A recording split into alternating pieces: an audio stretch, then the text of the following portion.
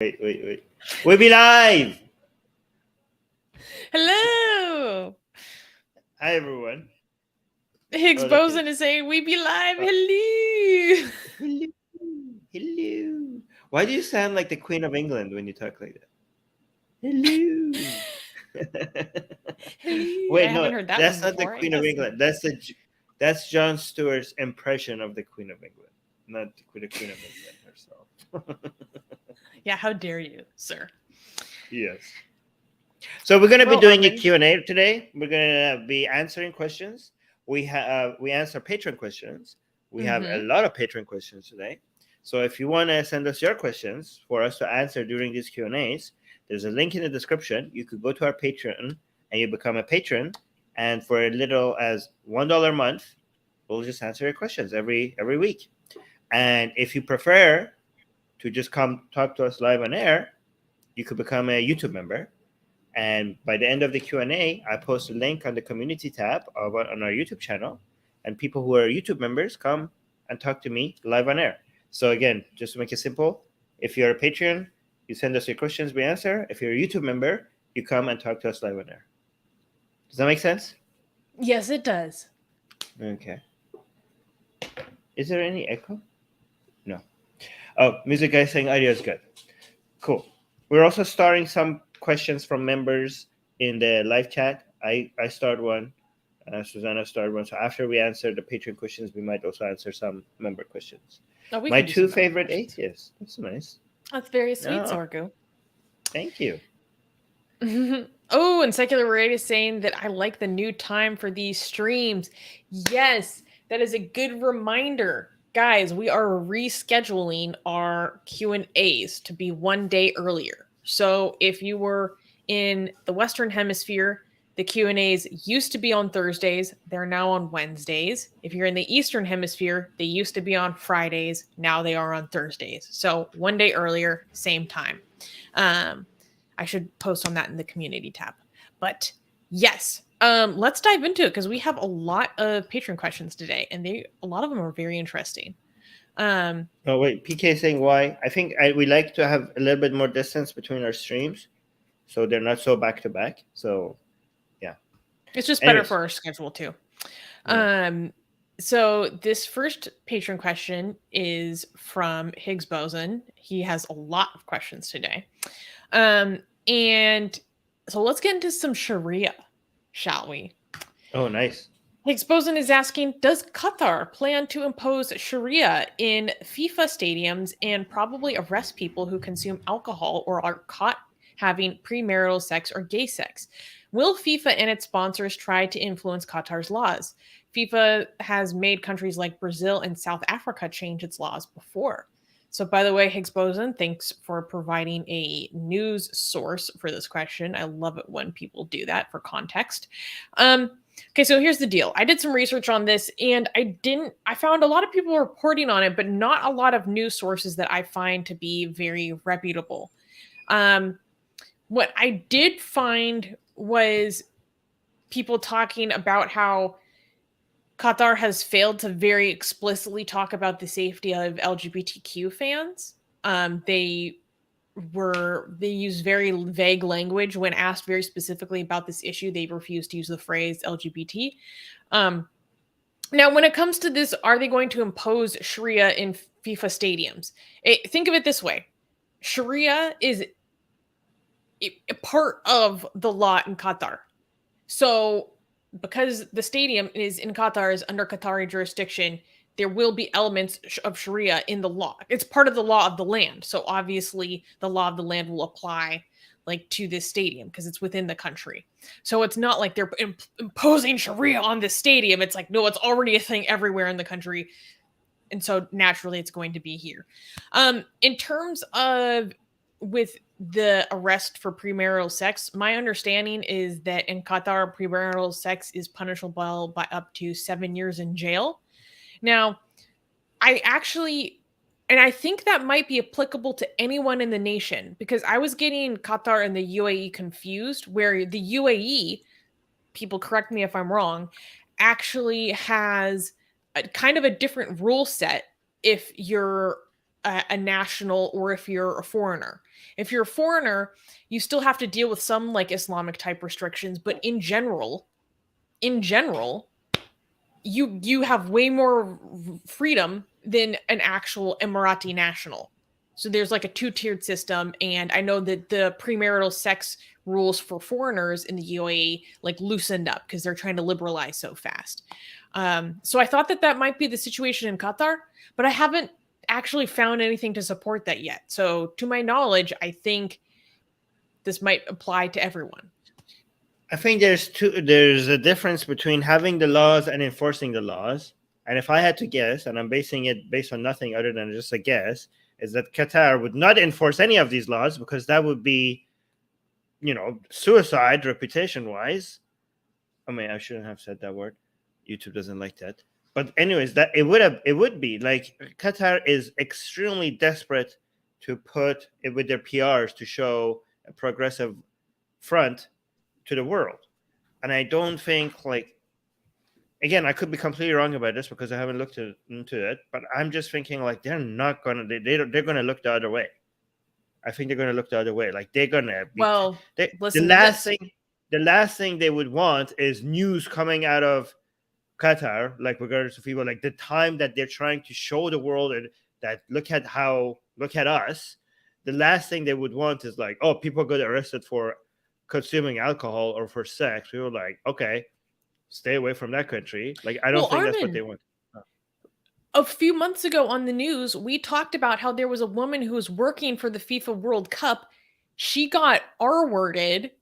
I'm using this word because of YouTube. I mean, RAPE. She got R-worded by a colleague, and she was going to be prosecuted for premarital sex before the Mexican embassy helped her escape the country. This is someone who is working for FIFA. Where is she from? Mexico. She's a Mexican Muslim. Mexican Muslim. So the fact that she was a Muslim had some influence on that, didn't it? Probably. They decided, possibly. Yeah. They decided that they own her. They have a free hand over her because she's a Muslim. I just think ludicrous. Yeah, I think there's some bigotry also involved. I don't think they're gonna do that to. I don't think they're gonna do that during. I mean, they have to be okay. I don't know what they're gonna do, but they have to be insane to do that during the events to anybody. You know what I mean? I don't know. Here's the thing. So a lot of people are pointing out that FIFA or the Olympics have basically forced countries to change their laws for the sake of holding an event in their country. This hasn't been the case with Qatar, very noticeably, to my knowledge. And I want to read something that I read. So, quote, The Guardian this week presented the Supreme Committee, the body in charge of organizing the World Cup, with a series of direct questions related to LGBT fans and their concerns, but received no specific answers. The questions include whether LGBT people would be protected by Qatari officials if threatened because of their sexuality, whether articles of the Qatari Penal Code, including those which outlaw, quote, instigating or seducing a male in any way to commit sodomy, would be suspended during the tournament, whether fans carrying rainbow flags would be allowed to take them into stadiums, and whether the Supreme Committee would specifically welcome LGBT people as World Cup visitors. The general reply said, everyone will be welcome to Qatar in 2022, regardless of their race, background, religion, gender, sexual orientation, or nationality. We are a relatively conservative society. Relatively conservative. Okay.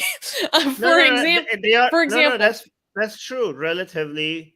I mean, they're relative to Iran, relative to Saudi Arabia, they are very, they're not as conservative, but go on. Okay, but here's the thing. We are a relatively conservative society. For example, public displays of affection are not a part of our culture. Lame. We believe in mutual respect, and so whilst everyone is welcome, what we expect in return is for everyone to expect our cultures and traditions. Challenge it. Okay, I don't know if I should recommend this because people could get in trouble, but if you Serious trouble. How big of a trouble can they get in? That Mexican lady, she was just deported, but she wasn't deported. Her government's embassy had to help her freaking escape the country. Okay, if you are an activist and are willing to take risk, okay, it might be, I don't know, okay, I don't want to recommend anything that gets people in trouble. It might be a good idea to challenge the conservatism of Qatar by carrying out rainbow flags and kissing your gay lover in the stadium publicly. Oh my God. Just to challenge these norms on an international level, get FIFA involved, get FIFA and Qatar, like you could be just two individuals that don't have enough that much power, but by doing this in the stadium during these events, you're getting the government of Qatar and an organization as big as FIFA involved into LGBT activism on a platform that is globally visible. So they're gonna have to start picking sides real quick. Yeah, so imagine what a great opportunity this is for LGBT activists to do simple acts that will get this much attention on a global scale. So I would be very disappointed if no LGBT activists, if there's nobody is going to take advantage of this opportunity to challenge Qatar's conservative rules. So, anyways, you guys, I mean, if you're an LGBT activist, think about the people that came before you and the risk that they took, and the prices that they paid, okay? And that the fact that you're enjoying them, in the United States and UK and Ireland, in Canada, and people don't have that privilege in Qatar. So you get to go in Qatar and be like, oh, we're just not going to do anything at this time, and then go back to your freedom. How about show some appreciation for the people who done this before you, for the rights that you enjoy, and maybe try to spread this around the world. Yeah. Okay, but also we are not encouraging anyone to do anything that is illegal or unsafe. So, I mean, I am, but it's your choice. Right. So again, I would just be disappointed if nobody takes advantage of this. I'm not saying, obviously, I'm not forcing anybody, so I don't know how I could be responsible. I'm just saying, rights comes, the defense of rights and getting new rights comes with cost. So some people should pay the price, and I don't think the price is that high. Okay, you're going to be detained for a while. What's going to happen? It's Qatar. It's not Saudi Arabia. It's not Iran. You're not going to get executed. You're not going to get tortured. It's going to be an amazing memory. I did this. Okay.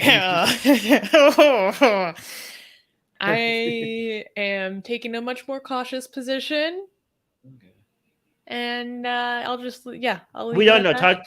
Do some research before you decide anything. Oh, yeah. Don't trust anything. Don't trust anything I say. Talk to a lawyer or whatever. Okay, so, oh man, there are a lot of big questions here today. So let's do a juicy India-related question, and this is going to get spicy. Okay. Higgs Boson is asking, do you think people like Zubair from Alt News are partly responsible for inciting the kind of violence that led to the lynching of Kanhaya in Udaipur today? So I'm going to give the background to this really quickly. So there has been a huge controversy in India that has international implications regarding comments that were made about the Prophet Muhammad by a woman who is now a former spokesperson of the ruling party of India. And this whole controversy got kicked off because I actually have a copy of the tweet here. One of the co-founders of Alt News, which is India's most famous fact-checking website. So he tweeted this. And in this clip, it was the clip of Nupur Sharma, the woman who made the remarks, making the remarks about the Prophet Muhammad. And then this is essentially him highlighting this news panel is what kicked off I mean, so much stuff we can't even get into. We've literally been covering it for 3 weeks. If you want to see what happened because of this, you can go check the rest of our catalog. So, okay. Do you think he's partly responsible for inciting the kind of violence that led to the lynching of Kanhaya and Udaipur recently? So, read the tweet first. Well, the lynching is referring to a Hindu man who was beheaded like just a few days ago for supporting Nupur Sharma's comments. But we're going to talk about that in full on the news this week. So make sure to tune into the news in 3 days because that's when we're going to like dive into this. But because I'm not going to talk about that killing now. Well, let's just talk about Zubair and did he incite or did he not incite? So now that we know the background, let's actually look at what he said. And then we can decide, is he responsible for the violence we have seen across India and across the world because of her statements? So he tweeted, primetime debates in India have become a platform to encourage hate mongers to speak ill about other religions. At Times Now anchor Navika Kumar is encouraging a rabid communal hate monger and a BJP spokesperson to speak rubbish, which can incite riots. Shame on you, Vineet Jain Times, who I believe is like a producer or something. Armin, in your opinion, does this tweet incite the riots and violence we have seen across India? I mean, the tweet is bad. The tweet is insane. Like, this is a fact checker? This guy's supposed to be a fact checker, right? Mm-hmm. I mean, like, he's talking about people who are saying things. How is this? I mean, this is not speaking... This is not hate mongers to speak ill about other religions. This is like what the religion itself says. Like, maybe fact check that. Like, everything she said about Muhammad is true according to Islam itself. So, but she did say it with the explicit intention to insult. Because she was basically saying, you were insulting Shiva. I can say something you don't like about your religion, like da. Okay, but she said things with an insulting way that are factual claims about a religion. Yes. So she didn't say anything that was wrong. I mean, is like telling the truth hateful? No, I'm just saying because of her explicit intention, you could construe that as speaking ill while still being factual. Okay, but like, this is such a weird standard. So, I mean, I'm gonna say neither him or her should be held responsible for riots or violence. Neither of them, okay? Because if you want to hold people responsible for inciting violence just because they're giving you their opinions about a certain religion, like, well, then me and Susanna would be accused of that every week. Then, like, well, we are. Yeah, we are accused. Yeah, in legal proceedings. So we cannot. So we cannot talk about the facts of a religion. Like, what the hell? Like, and we cannot communicate the fact that we don't like it. Like, I don't understand. Like, this is insane. Like, maybe hold the people who are actually doing the violence responsible. Exactly. Anyway, so I don't like this guy's tweet. I think the guy is not doing his fact checking properly. But even though I don't like his tweet, I don't think he's responsible for inciting violence. Like, what the hell? Like, I mean, he's giving his opinion about something. This is not inciting violence. I mean, even though his opinions are crappy, but what do you think? Is this inciting violence? This is not inciting violence. I don't think so. I don't think so at all. So the fact that he posted this clip, and then because he posted this clip, it gained such mass international attention. Like, that's just a domino effect. Ironically, he's saying, encouraging a BJP spokesperson to speak such rubbish, which can incite riots. He said, which can incite riots. Like, it ended up becoming very true because of him highlighting it. But he's not inciting in any way, shape, or form.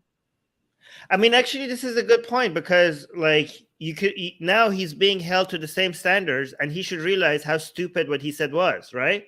Because if she could be held responsible for inciting riots, then based on that standard, based on that ridiculous standards, then you should be also accused of inciting riots as well. Okay, so I think like he should reflect, like, okay, that doesn't make any sense because if I'm not a hypocrite, then I'm also responsible. But I think neither of them are responsible. They're just stupid. But anyway, was this guy responsible for all of this going viral? Like, is this the guy that did this? Yeah, basically because of him, this went viral. And then he's been arrested, but we're going to talk about that on the news this week too. So if you want to hear our full opinion diving into these things, tune into the news show, same time in 3 days. Because there is so much more to get into, and I have a lot of opinions about the whole Zubair versus Nupur Sharma thing, but that's my teaser for you guys to tune in on in 3 days. PK is saying, Armin, context matters. Muslims in India have been targeted for years. Everything to do with their identity is targeted. You have to look at the broader context and not just this singular issue. I mean, PK, you know that we are well aware of this. Yeah, so I think PK is just trying to say Zubair is speaking to this broader environment. Okay, but then highlight that broader environment, because this is not a good example of that. You know what I mean? Like, if she is responsible for creating that environment, she's doing it by other ways, but not by this, not by pointing out that your religion is ridiculous. I mean, my criticism of her is that she shouldn't have said this as a politician, because politicians should stay out of religion, right? But other than that, she didn't. What you're accusing her of, she has done this by other means. This is just talking about Islam, truthfully. She's doing it unfavorably, but factually true. Actually true, yeah. I mean, yeah. But where's the? And also, D is saying something interesting. D is saying this highlights how embarrassed Muslims are with their scripture. Otherwise, they would proudly say that this is correct, and we're proud of that. But also, something I could say about her. When she got upset that somebody was talking offensively about Hinduism, is that the Hindu side doesn't have any defense over, like, our side is not ridiculous, right? So when you tell them, like, look, this is ridiculous in Hinduism, then it's ridiculous. So your defense is like, well, you have ridiculous stuff too, okay? So it's not like, why are you pointing out my ridiculous stuff in my religion? What about your? But it's Shiva almost burned down the whole world with his penis. What do you mean that's ridiculous? How dare you? No, but yeah, that tells you a lot. Yeah, I think there's a lot to get into, but I can't wait to talk about this on the news segment this week. It's going to be so good because there's so much. By the way, the other side as well, like, I saw Muslims who were like, oh, you're talking this about Muhammad and his flying horse and stuff, or flying donkey or whatever, right? What about this in Hinduism? So, like, okay, so the Muslims also, like, there's no defense. This is ridiculous. Okay, I think they know how ridiculous their religions. They both sides know how ridiculous their religions are. Anyways, let's continue. That was a very good point she made. It's like, they have no defense over being ridiculous. Okay. By the way, Susanna, it's so amazing how much you are aware of these details of all the people involved and who did what and who started what. Like, I think, like, among non-Indian people, you have to be one of the most informed people on the planet that is not an Indian and is aware of Indian politics and Indian news. I don't think, like, it's hard to compete with you at that. Oh, that's nice. I kind of forget, like, all this stuff my brain is just absorbed at this point. Okay, let's get into a juicy Iran Mossad conspiracy question. Ooh, I like ooh, even Higgs Boson is saying Susanna knows too much about India. Okay, back to the Mossad question. Armin, put on your Iranian analysis hat. Okay, let's get into it. Higgs Boson is asking, how much influence does Mossad have in the high ranks of the IRGC? I heard many generals were fired recently. Yeah, so there's a whole bunch of assassinations going on, left and right. IRGC members are just being taken out, and there's nothing that the Islamic Republic of Iran has been able to do as a way to show to the people of Iran that they are able to do something in return. Okay, basically the message I think by Mossad to Iranian IRGC members are that you're all sitting ducks. We could just take you out as we wish, right? Like we could just come into the country, just take you out. Like because it used to be that Mossad used to take out nuclear facilities or enrichment, uranium enrichment facilities or military facilities. Now they're like, and Iran has spent so much money trying to make it more secure in these areas. And Mossad are like, can you secure every single IRGC member just walking the streets of Iran or driving the streets of Iran? Can you secure their apartment? I don't Yeah. think so, because we're there arresting them, interrogating in their own home before they even leave the country. Mofo. Yeah. It's crazy. Yeah, like basically, I think that the scenario that they want to create is that you're scared every day as an IRGC member, like especially if you're involved in anything of the nuclear, activities at all, right? They just want you to know, like, they are closer to you than you think. The Mossad has claimed that they are in the heart of the heart, like this is Inception heart of the Iranian regime. That's how they phrase it. The heart of the heart. And a lot of people have tried to figure out what could possibly the heart of Iranian regime mean. The deep and state. A lot of people, they must say like this must be Khamenei's closest circle, right? Like some of the people who have been mentioned as potential spy are people that Khamenei meets with on a daily basis. Like and they're saying that Mossad is as close to Khamenei's bedroom door. That's how far they have gotten, right? Recently, they have taken out somebody very close to the office of the supreme leader, like Khamenei. And these are supposed to be some of the most secure places in Iran. Like, also, they did an attack recently, very close. These are places that are so extremely secure.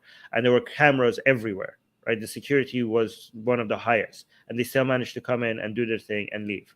And they're like, to a lot of people, it seems like if Mossad wanted to, they could even take out Khamenei. That's what some people are saying. I don't know if that's true. Okay. But you know how bad things are when some of the most important people in IRGC was recently changed, including potentially the fourth most powerful person in the entire country was fired from his job, which was the head of the intelligence, IRGC's intelligence. And a whole bunch of other top officials in IRGC. And to me, to a lot of people, that suggests that things are bad because these were very, very powerful people, powerful people that seemed untouchable. And the only way, that's the guy. The only way they could have they are removed is because Khamenei himself wants that.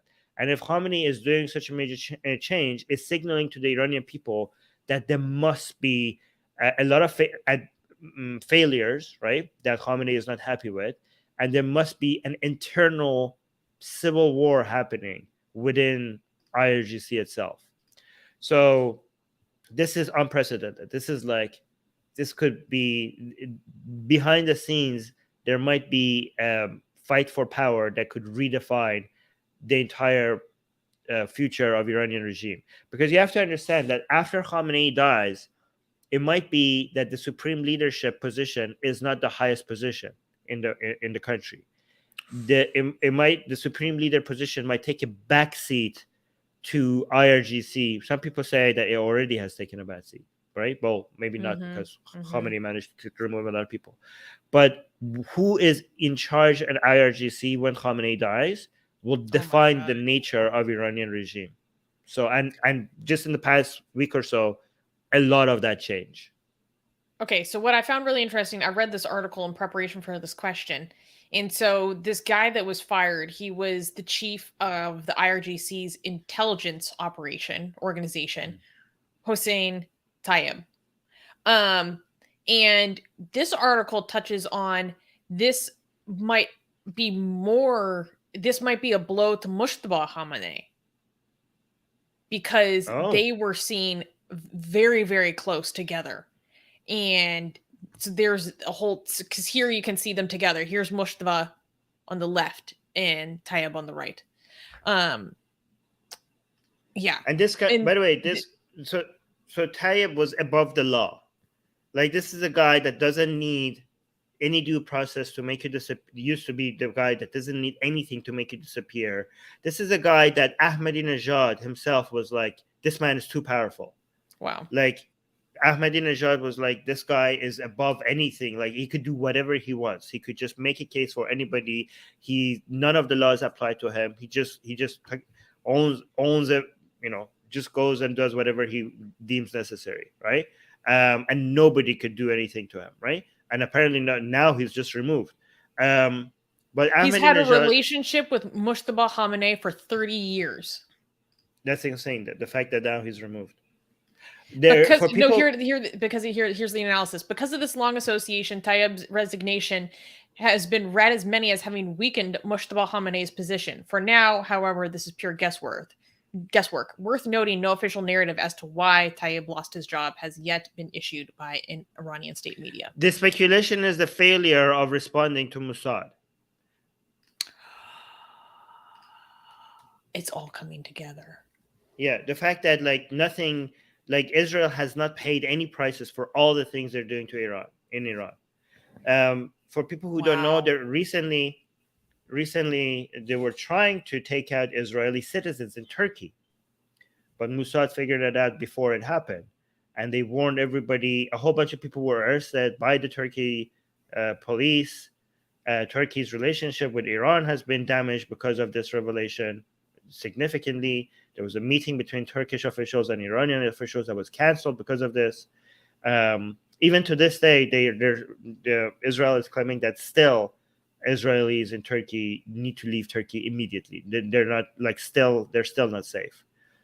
But it just shows the level of desperation, because Israel takes out high Iranian officials, like IRGC officials, but Iran can't reach that level in Israel. They have to go for civilians that are outside of Israel to be able to try to retaliate. But even then, they failed. They weren't able to, as of yet, get to anybody. Yeah, but random Israeli civilians, like low-hanging fruit. Yeah, but the fact, they look pathetically weak that Israel gets to do this, and they don't have any way to retaliate. Yeah, so because they say for their internal audience, they keep trying acting like they're so powerful. Israel is so weak. The enemy is afraid of us. But when things like this happen, it looks like all the propaganda is wrong. By the way, for people who don't know, Iran has two main intelligence agencies. One of them is with IRGC. The other one is under the presidency, supposed to be under the presidency. So it's like a minister position. Mm-hmm. So the IRGC one is a lot more powerful than the one that is under the president. But historically, Khamenei himself tells the president that this is the intelligence minister that you're supposed to pick. And the person that fought with Khamenei over that, and he didn't want to submit to Khamenei, like, I'm the president, I pick my own minister, right? Was not a reformist. Again, it was Ahmadinejad. And this issue was what started creating a drift between Ahmadinejad and Khamenei. The fact that Ahmadinejad didn't want the intelligence minister that Khamenei had picked for them. Anyways. Wow. But again, this Tayyip guy was not the part of the Ministry of Intelligence. This is part of the IRGC's intelligence. And the problem is that they don't work with each other sometimes. I mean, I don't know if it has gotten any better, but they sometimes work against each other. And this is makes a very, the intelligence part of your country is one of the most important part when it comes to, defense and, and the fact that the two main ones in your country are not even, they're not sharing, not only they're not sharing information with each other, they're actively attacking each other. I mean, I think it has become better now because now everything is under Khamenei's watch now. But anyways, it's just weak. That might explain why Mossad is in your heart of hearts. Yes. How would you say the heart of your heart in Farsi? Qalbe qalbe. Nice. Okay. I was very excited to get into this question because it was so interesting to me. Okay, so let's go to the next question. Speaking of Turkey, Higgs Boson is asking, what did Turkey demand from Sweden and Finland for NATO approval? Is it to stop supporting the Kurds or lift the arms embargo?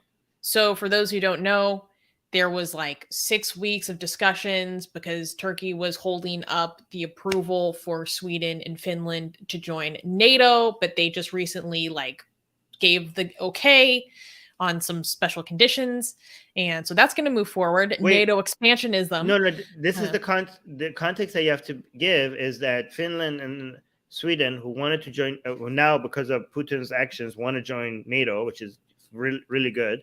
The reason why Turkey was like, "What are you doing?" No, I think is that because Finland and Sweden supported some Kurdish fighters, but also there are certain Kurds who Turkey considers to be terrorists who live in Finland and Sweden, who Turkey wants, what is it called when you send them out? Extradited. But I think, again, I don't know about this, so correct me if I'm wrong. I think that's a pretend thing. Like Turkey is like, oh, good, because how sensitive I am about Kurdish stuff, I could demand certain things before I allow it. Like this might be the face of it, that Turkey is like, no, I'm not okay with this. You're pro some Kurdish separatist groups, but I think it might have been like, yeah, I'm going to allow, like pretend was like, I'm going to allow it, but I'm going to use this as a pretend thing that I'm not okay with for you guys to give me a whole bunch of things before I allow you to join. Maybe, I don't know. But what did they, I think they might extradite. I think this is a bad day for Kurdish fighters because if Sweden and Finland are now going to be like, okay, here's your extradite a whole bunch of people from Finland. And are they going to do that? Do you know? Because I don't know. How I feel about it depends on how guilty these people actually are. Because like the PKK, like that is a terrorist group. So are they actually harboring people who are PKK, or are there other people who just have sympathies for Kurdish independence? Like that's very different to me. And so I don't know the specific about the cases involved and who they're after specifically. So I don't know. Okay, so there might be some certain, I don't know exactly what Sweden and Finland and everybody else gave Turkey, that Turkey was like, okay, now I'm cool with it. I'm just glad that it's going to happen now, okay? Because this is this is like Putin's ambitions backfiring massively. And it's a good thing that it's happening. So, yeah. I think the whole world should join NATO. That's my dream. I'm hoping to see, I hope that if I had a crystal ball that could see 50 years in the future, I would see that Russia is a member of NATO now. That would be amazing. It's just encroached completely around the world. Okay. Next question. And this will go into... That would be the end of all war. But if every country in the world was part of a NATO, that would be the end of war. Because of Article 5, an attack on one is an attack against all. So then no one can attack. Any war would require the entire country, all the countries in the world to attack whoever started it. Oh my God. That would be the end of war. So... Okay, let's go to this next question. There's a very, very juicy abortion question, but we're going to really get into it, but I'm going to put that at the end. Higgs Boson is asking, has the Quran been unchanged since its inception? Some Muslims took offense when I said that the Quran was written by men. Do you believe the Quran fell from the... Do they believe the Quran fell from the sky? Okay, no. And yes, there is a wealth of information and archaeological evidence that the Quran has been changed many times over the past several hundred years. In fact, Armin, on the Secular Jihadist channel, you had Abdullah Gondal on to talk about his research into all the different ways that the Quran has changed. So I encourage you guys to go check out that interview on Secular Jihadists. Just like look up Secular Jihadists Abdullah Gondal, like Quran. You should find it. Because that blew my mind. And he did so much research into the details of how it's changed and how they proved it, which was so interesting. But yeah, no, that's just a fact. Like, scholars have known this for a long time. Islamic scholars have known this for a long time, but they've been like very careful about how they talk to their Muslim audiences about it. And then because of drama in the Dawa scene, there was a leak from Fareed Responds and all this stuff, basically exposing how Yasser Qadi like acknowledges that the standard narrative of the Quran being unchanged is not true. So even people as major as Yasser Qadi like recognize this, they just can't really talk about it honestly with their audience. In terms of do they believe it fell from the sky? Armin, how would you explain this? Okay, so right now we know that there is not only the Quran has changed, there is no period of time where Quran didn't change.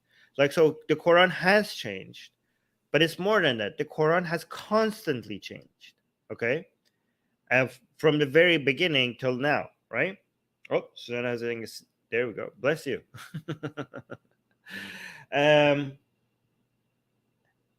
However, it is impressive of how much Quran hasn't changed, right? So the Quran has relatively remained the same, very impressively. But that's no good for a lot of Muslims, okay? Because a lot of like secular commentators, okay, come and defend the Quran by showing you how much the Quran has, a large part of it has been very well preserved and has remained the same relative to other texts, other ancient texts. It's very, very impressive.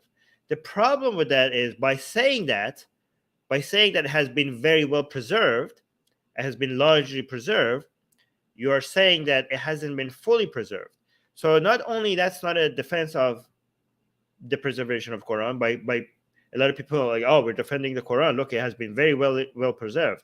But by saying that, this is the worst attack, but a lot of Muslims consider that the worst attack on the Quran, because their belief was not that the Quran was very well preserved. Their belief was that the Quran is fully preserved. Like, not a single, what they say, dot, even a single dot hasn't changed, which is kind of ironic because the original Quran didn't even have dots. But that's what I grew up with. I grew up with, in my school, and everybody telling me the Quran has been perfectly preserved. Not even a single dot has been changed since the moment of revelation, or actually since forever, because the belief is that the Quran is independent from time and space. So it's not that it hasn't changed since the revelation to Muhammad till now. It's that the Quran's existence predates Muhammad's revelation, predates time itself. There's a copy of the Quran in heaven, that all the Qurans that we have is a reflection of that. And that Quran is, it's the uncreated word of God. It existed at all time and all space with God himself. But okay, so the reason why that would be a lot of people would assume that, take that as a bigger attack on the Quran than some. For example, people like us who criticize Islam, if we come and say like, oh, the Quran hasn't been preserved, people are like, well, these people are just anti-Islam.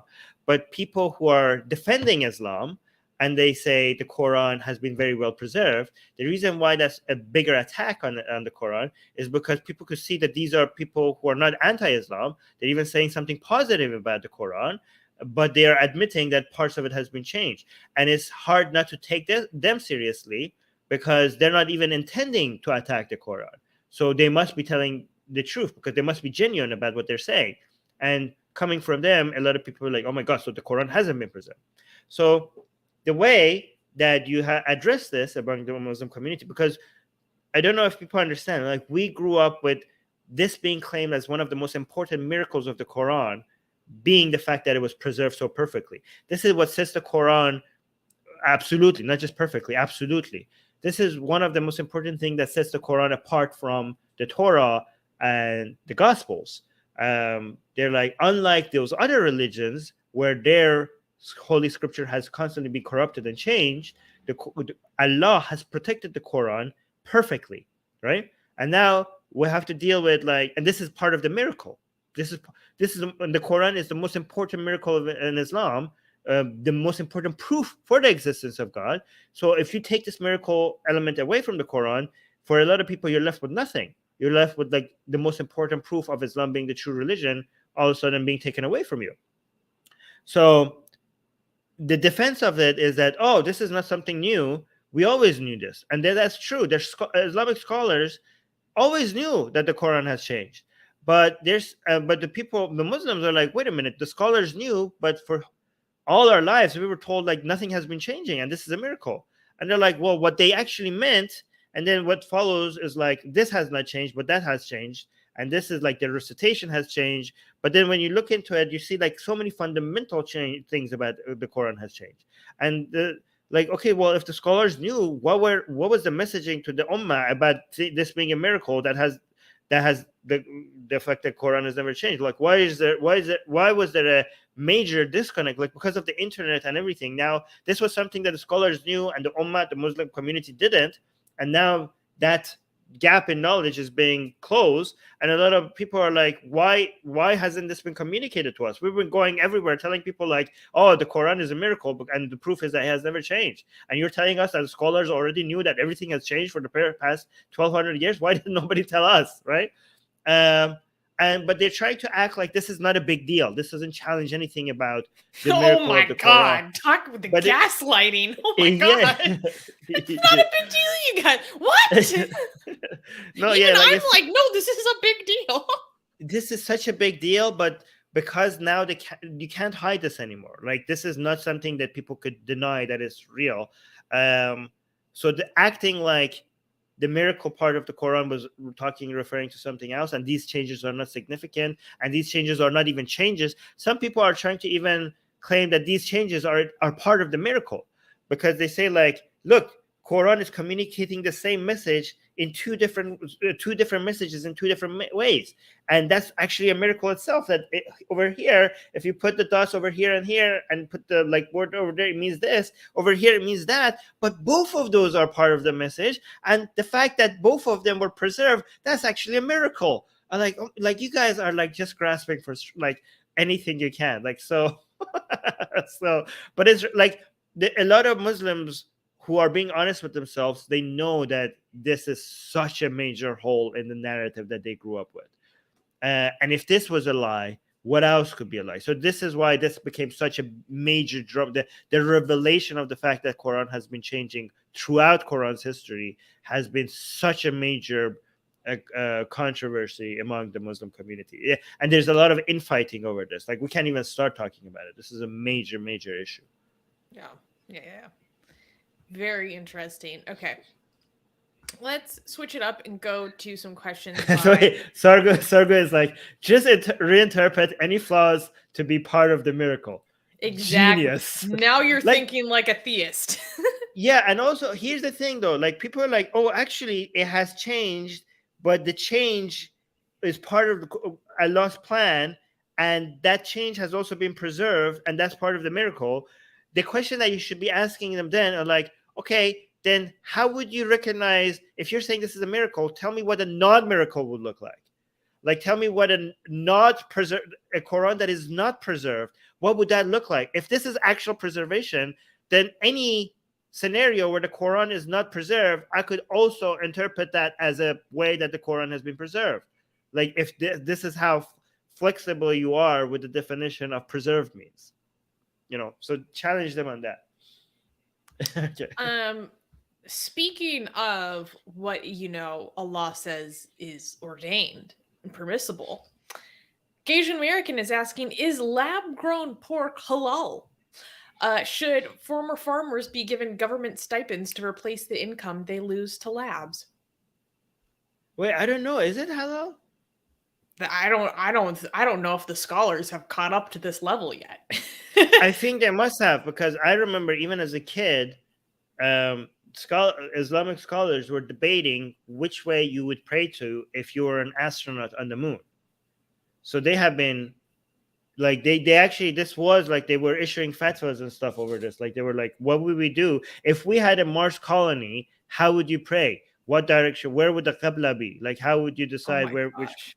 So this, like, given that they talk about these things way ahead of it happen, like there's no Mars colony in sight for it. Like, and this was a discussion when I was a teenager, right? So they are talking about everything that could possibly be. So I'm assuming that this must have been something that they have decided, that they have talked about. But have you seen anything? No, I have no idea. We could just like look it up. Well, I don't understand the second part of the question. What does that mean? So the second part of the question is unrelated to the first part. Just so when we have lab-grown meat, should the government give stipends to farmers who lost income because they have been outcompeted by the labs that grow meat? No, what the hell? Why? Yeah. Like, of course not. Everything that like you are. Everyone that loses to competition gets a handout? That's like, yeah, like, no, you're supposed to go out of business because there's something better now. I don't know. Obviously not. That's way too much government involvement. Okay, so I'm reading about is lab cultured pork halal. The top answer is the jury is still out on that one. I don't know about this. Yes. Wow. It is likely the majority of will rule against on the ground that it is better to be strict. Oh, so they might rule that it's because we don't know, it's much safer to be stricter. When you don't know, it's safer to assume it's haram. So well, isn't that how life is? If you don't know, just assume it's haram. If you don't know, assume it's haram. Okay, cool. But depends on what. Okay, so here's the problem with religion. Okay, when we ask why pork is haram, okay, there's an actual reason for why pork is haram, but Islamically, the reason why pork is haram is like, shut the hell up. You don't need a reason. God said so. Okay, so I'm like, now you shot yourself in the foot, because if you actually knew the reason, then you would be able to use the spirit of the law to see if it applies to lab-grown meat, pork. But now, because you don't know the reason, you have no idea, like, why is pork haram? Would that, if you knew, like, if you knew the reason, then you would know if it apply to lab-grown or not. But I'm assuming that because it's like still swine flesh, it would be like, well, what's haram is swine flesh, and this is swine flesh, so it's haram. Secular realism. Damn, if only there was an all-powerful deity that could come down and answer this. Answer this for sure. We need the certainty, if only. Yeah. Okay, so let's go to the next question. Let's go to a question from Gasian American. How can... Okay, I'm just going to read it as is. How can prevent companies/businesses from colluding and price gouging without creating a surveillance state that will cause Xi Jinping to wet himself with glee? How can we prevent collusion and price gouging? Okay, so you don't need surveillance. You just make the penalties very high, so that if the risk of it, because as long as you don't need the government to surveil everything, people would be your own competitors. You just make it illegal, okay, and your own competitors would be motivated to out you to the government if they find the evidence for that happening. And the key is there needs to be actual substantive enforcement.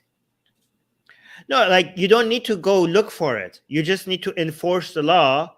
If somebody brings that to you and proves the case, then people will self-police themselves, right? Your own competitors would be like, or some customers, like, let's say, for example, even there's like only a 10% chance that you're going to get caught. Okay. The fact that the penalty is so high, the 10% chance will be big enough for you to be like, you know what, screw it. It's not worth the risk. It's not worth the risk, right? So that's what you do. Like, you don't need to have a perfect surveillance to be able to catch everybody. You just have to make it very, very risky for them to do something like that. Well, and people have to be motivated to enforce it and motivated to investigate. Yeah, you could just like put a reward for it if somebody proves it. So that way you will save the government a lot of money. Okay. Because the government, even if the government has to pay the people who figure it out, you're still getting a whole bunch of fees from the companies themselves. So it just pays for itself. So instead of having a surveillance state, which costs a lot of money and hassle, you're saving yourself a whole bunch of hassle and bureaucracy, and you just this is the beauty of capitalism. The government doesn't have to monitor everything. They just have to turn the businesses on each other. Just like make them fight each other. They are the best. Other private companies are the best way to monitor other private companies. You just make the market. You just like, it's a gladiator ring. You just like, and governments are just watching them fight. Like, and you just have to make sure that they're just constantly fighting with each other. Okay, let's take another question from Higgs Boson. No, let's do another Gasian American one. Okay, so Gasian American is asking, when one discusses the collapse of China's I can't talk. When one discusses the collapse of the CPC, what does that actually look like? Would the CPC coalition with the Maoist Workers' Party in opposition against the Shanghai liberal reformers? Or would the CPC slowly sign away more power and authority from itself, like the Socialist Republic of Vietnam? And then in parentheses, imprisoning/lynching 90 million party members is a logistical nightmare, not to mention many local party village committees are democratically elected. So basically saying, a total revolution and then including like a purge, it just isn't feasible. Wait, why did you say CPC? You mean the CCP or CPC? It's a CCP, Chinese Communist Party. Yeah. Or is CPC something else? No. CPC is another way to say it. It's a different way to say it. It's the same thing? Okay. Yeah, it's the same thing. So anyways, if they were to lose power, if they were to collapse, like, what would that actually look like? Personally, I have no idea. Yeah, this is like a black swan event. How do we know? Like, I don't know. I don't think they are going to collapse. So it's hard. Like, I think they're just going to get.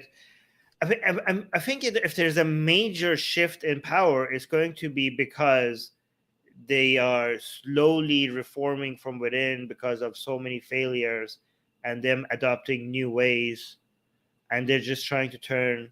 Like, if there's any short-term economic failures, they're going to try to make sure that the failure is going to be a slow, gradual reduction in economic power rather than a bubble that bursts. But even if there's a bubble that bursts, you're going to try to contain the economic failure to not completely wipe out the political power. Like, I mean, they have enough control over everything to be able to be like, okay, we got a major hit, but it's not going to paralyze us. Like, I can't imagine. I mean, they have survived so much worse. They have come out of. Yeah, I mean, I wouldn't take a bet against this. I would take a bet against. I would bet that CCP's power relatively to, other political powers globally is going to be higher. Like, it's the drift. So, for example, like if you look at the economic power of China in the past couple of years, it has grown significantly. Okay, but even on a GDP per capita basis and productivity basis, the gap between China and the United States has widened in the past couple of years. It hasn't decreased; it has widened, right? And I think like if there are any economic bubbles in China, that wide is going to actually increase significantly as well, right? And having a lower economic power on a global scale will mean that you're going to have lower political power, means like you're going to be able to again, even if your economic power goes high, increases, which I think long term is going to increase for China, if it's relative to other countries, if it doesn't increase, like if everybody is rising and United States power rises more rapidly than China, because that's what's actually happening. A lot of people look at China's rise and they have this interpretation that power is shifting from the west to east.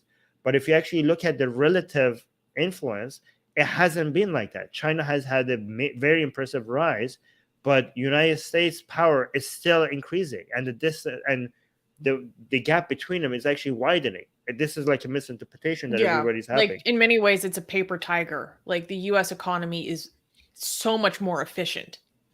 Yeah, and it's becoming even more efficient. It's becoming even more productive, and because of there's a lot of things about what the CCP is just not giving into, like the fact that they have a closed internet, the fact that there's a lot of technology that they don't want to get into because of they want to be self-reliant, that there's a lot of cultural issues that is not going to allow them to be as productive as the potential that they have, because China has a lot more. Even though China has had a major rise, its potential is actually even greater than what you've seen. And the CCP is holding back China so that they could stay in power, right? So again, that gap is going to even if it widens, it's not going to lead to any sort of collapse. I don't think so. Yeah, I think if anything, they might go the way of Taiwan, where they're forced by market factors to slowly reform and become more liberal and democratic. I just hope that we don't like there might be a major bubble burst happening in China's economy, and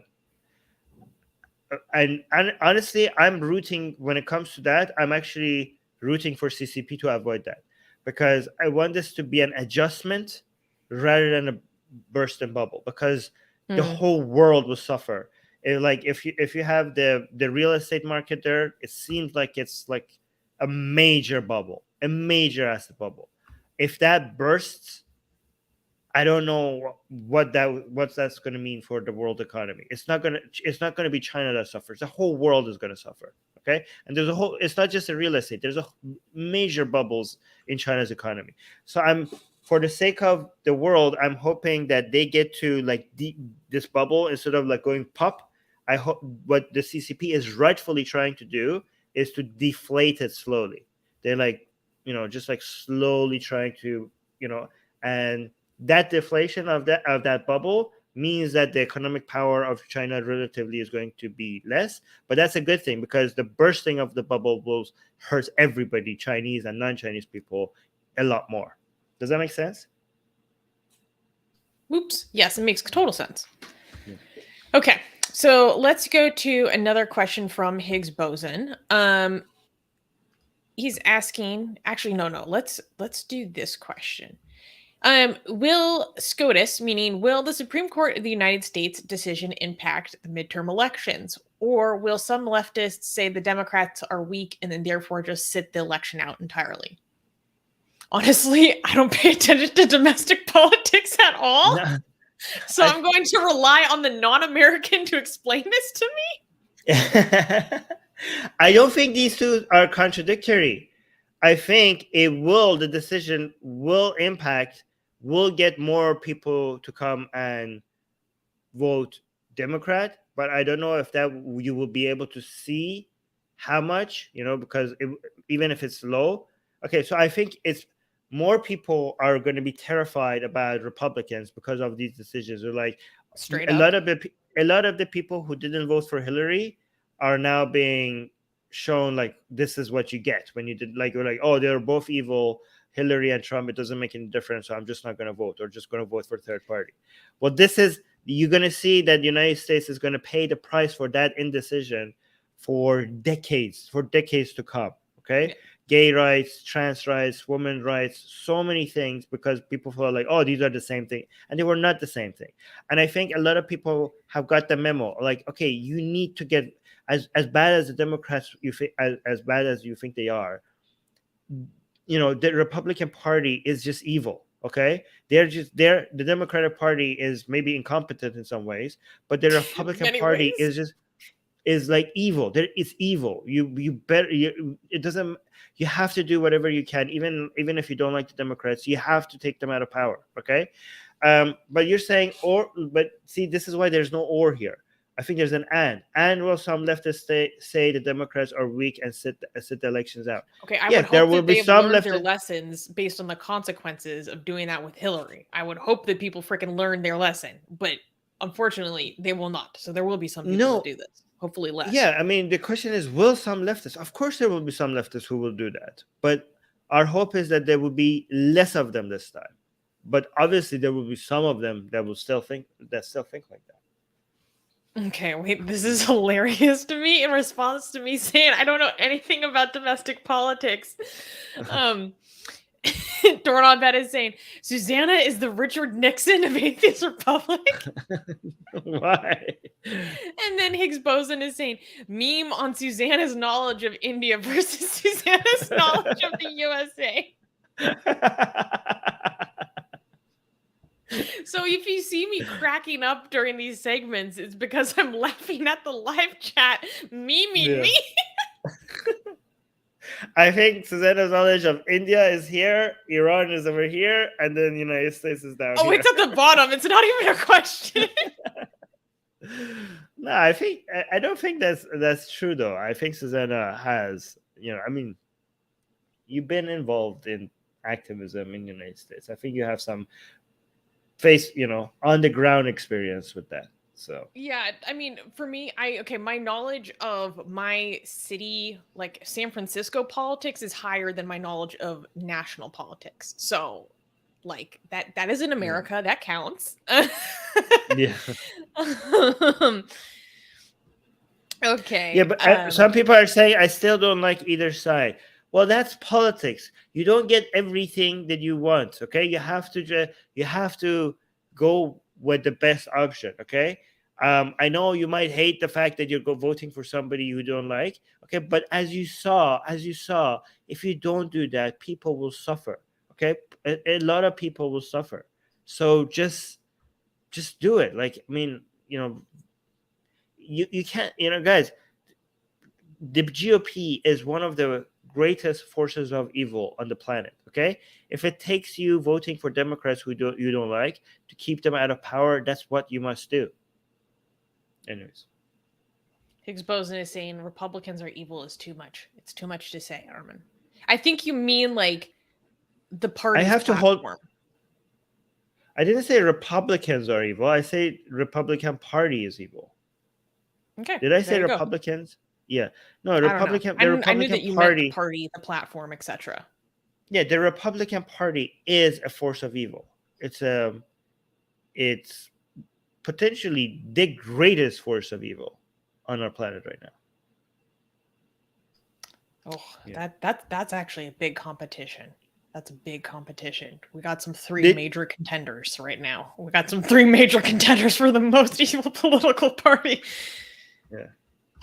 Anyways, so let's go to the next question. Wait. Engaging Americans saying we need to stop with ideological purities. Vote in the cut it out. And also Selva Kumar is saying politics is about choosing the least lethal poison. Exactly. Okay, so Higgs Boson is asking. CPC hold my beer because I think it's the GOP is the worst at the top. The second greatest evil in the world is the CCP or the CPC. Take your pick. And the third greatest evil in the world is the BJP. So GOP, CCP, and the BJP. Which is funny because that's actually inverse in terms of which parties are the largest in terms of members. Yes, but it is in the right order when it comes to economic influence and impact. Impact, yes. Okay. So let's go to the next question. Higgs Boson is asking, have churches in the USA become more partisan? I saw somewhere that almost half the church attendees in the 80s were Democrats, but the share is significantly lower now. So I didn't find any polls that directly to the way that your question is framed, but I did see some polls that suggested that white evangelical Protestants, Mormons, and Mormons are most likely to attend churches with mostly conservative congregations. So let me read this little blurb. Now, a new report finds that many Americans perceive their congregation as sharing a mix of liberal and conservative beliefs. However, certain traditions are much more likely to have uniformly conservative congregations. Nearly half of white evangelical Protestants, 47%, and Mormons, again, 47%, say that the people they attend religious services with have mostly conservative political views. And this likely matters. Attending a more uniformly conservative church offers a distinct political experience. White evangelical Protestants who attend services with a predominantly conservative congregation were significantly more likely to vote for Donald Trump than those who attend churches with a more varied political views represented in the pews.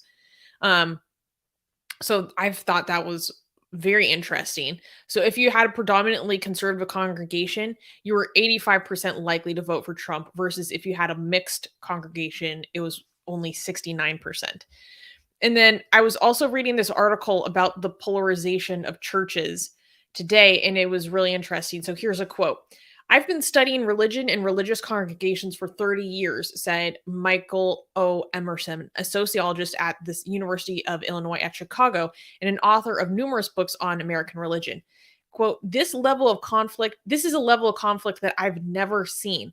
What is different now? The conflict is over entire worldviews, politics, race, how we are to be in the world, and even what religion and faith are for.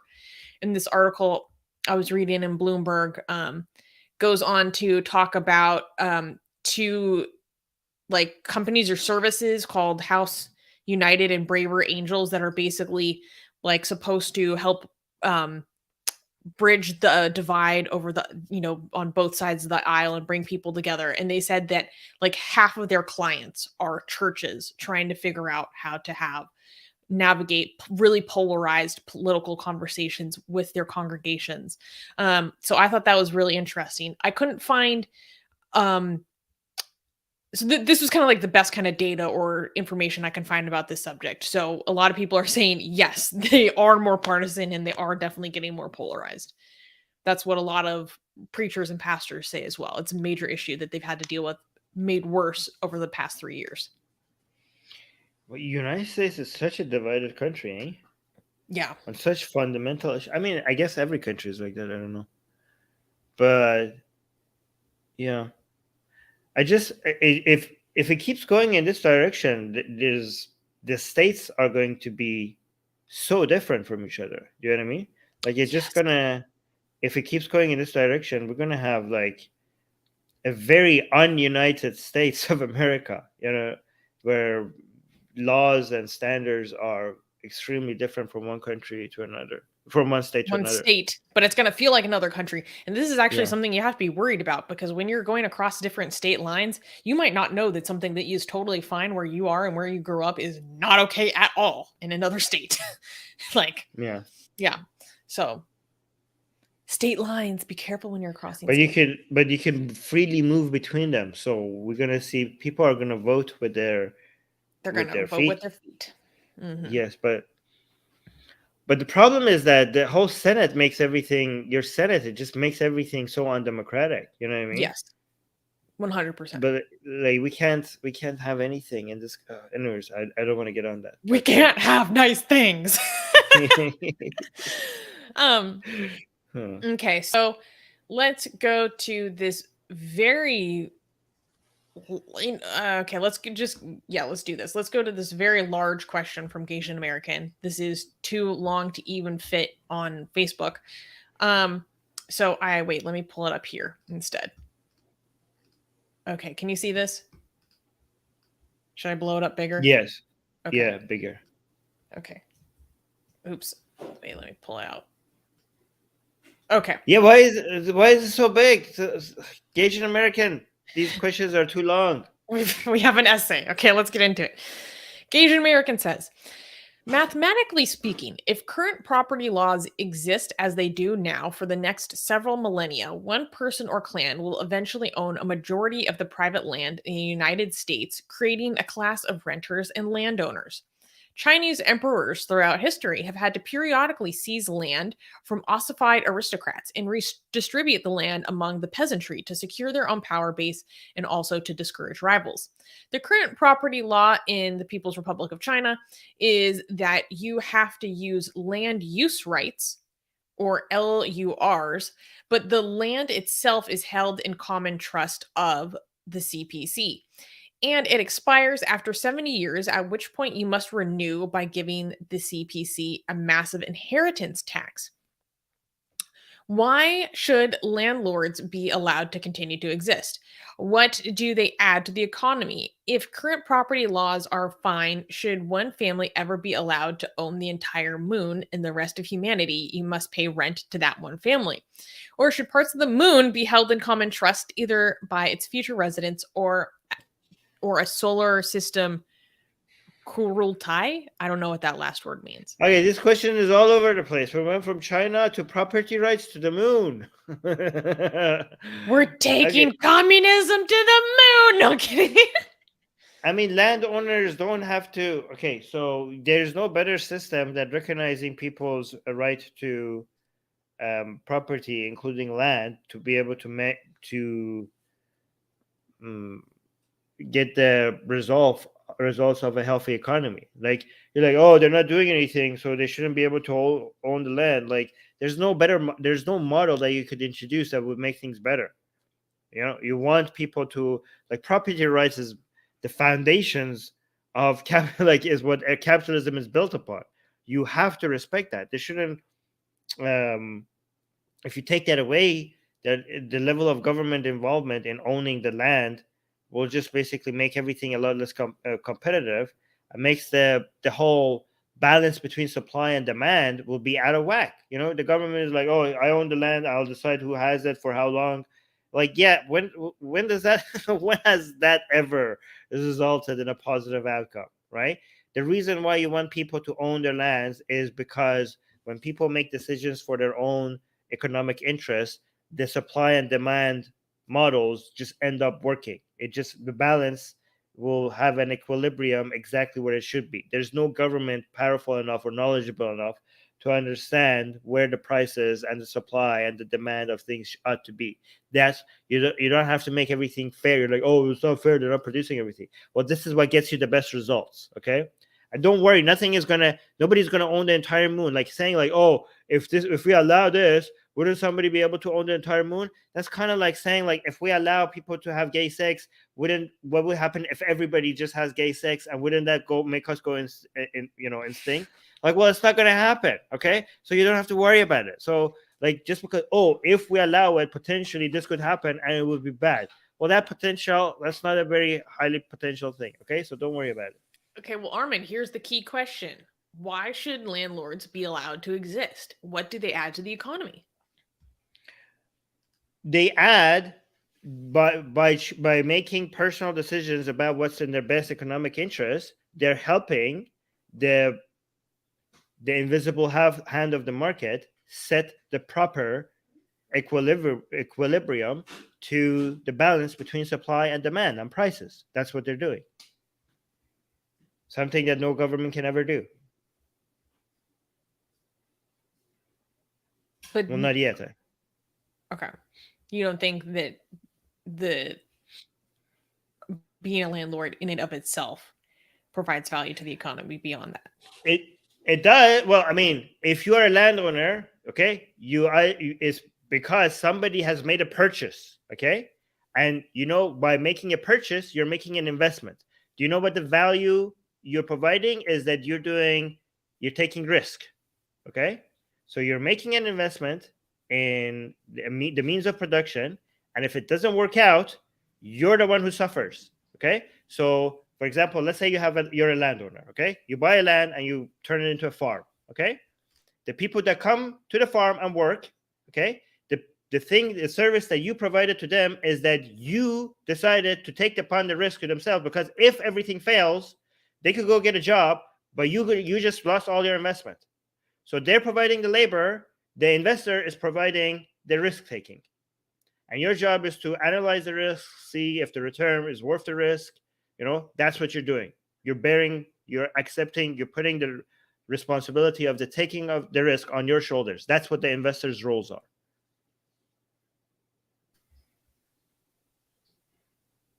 Okay. So let's go to the next question. This is a quick question from Tuan. Tuan is asking, have the two of you physically met each other now that travel restrictions have been lifted, finally, after Susanna joined Atheist Republic? Soon.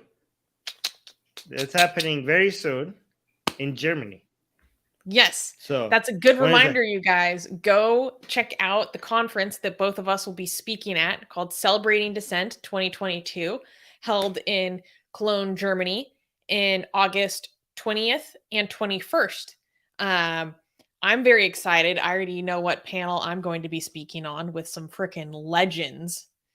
I'm so honored that I've been included. So guys, go buy your tickets for Celebrating Dissent. It's going to be like the largest gathering of ex-Muslims in the past like 2 or 3 years.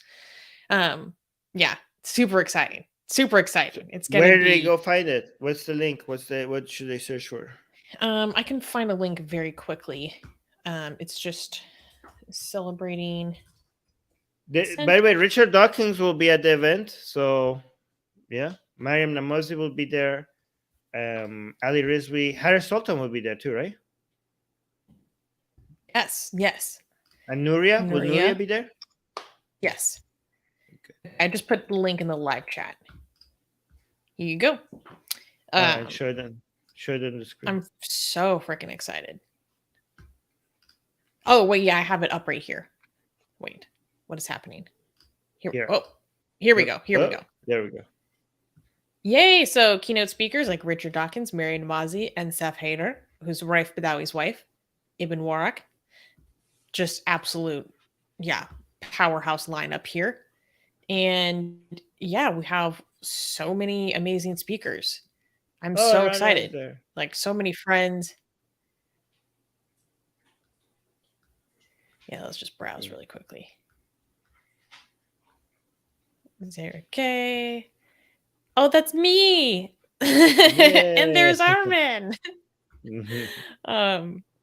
Yeah, lots of people. Oh, we have Milad. We have communism is going to be represented there as well. Milad is going to be Milad comes on our Persian show. Show Milad. Oh my God, Arif Hussein is going to be here? Wait, this is a big deal. Yeah. Oh, I'm so excited to meet him. He's like one of the most important Indian ex-Muslims. Oh, wow. Wow, this is a big deal, you guys. I'm going to go I'm going to go make friends with Arif. This is a big deal to me. Anyways. Yeah, I'm really excited. So link is in the live chat. Go buy your tickets. See you in Germany. Okay, so let's go to the next question. So that gets rid of this one. Okay, so Higgs Boson is asking, a lot of people, like right-wingers in India, feel the BJP is a feckless party and have lost faith in democracy after these recent riot incidents. They've seen the power that China has in the global stage, that no Islamic country questions them, and how the CCP controls riots at home. How do we restore faith in democracy? Historically, the best way to restore people's faith in democracy is to take it away from them and see how they like it after a few decades. Uh-oh. Because they're like, oh no, we were wrong. Countries that don't have democracy, the only thing that they're very efficient at is like oppression. Because the other things that they seem to be efficient at, they're going to only be like that for a couple of years.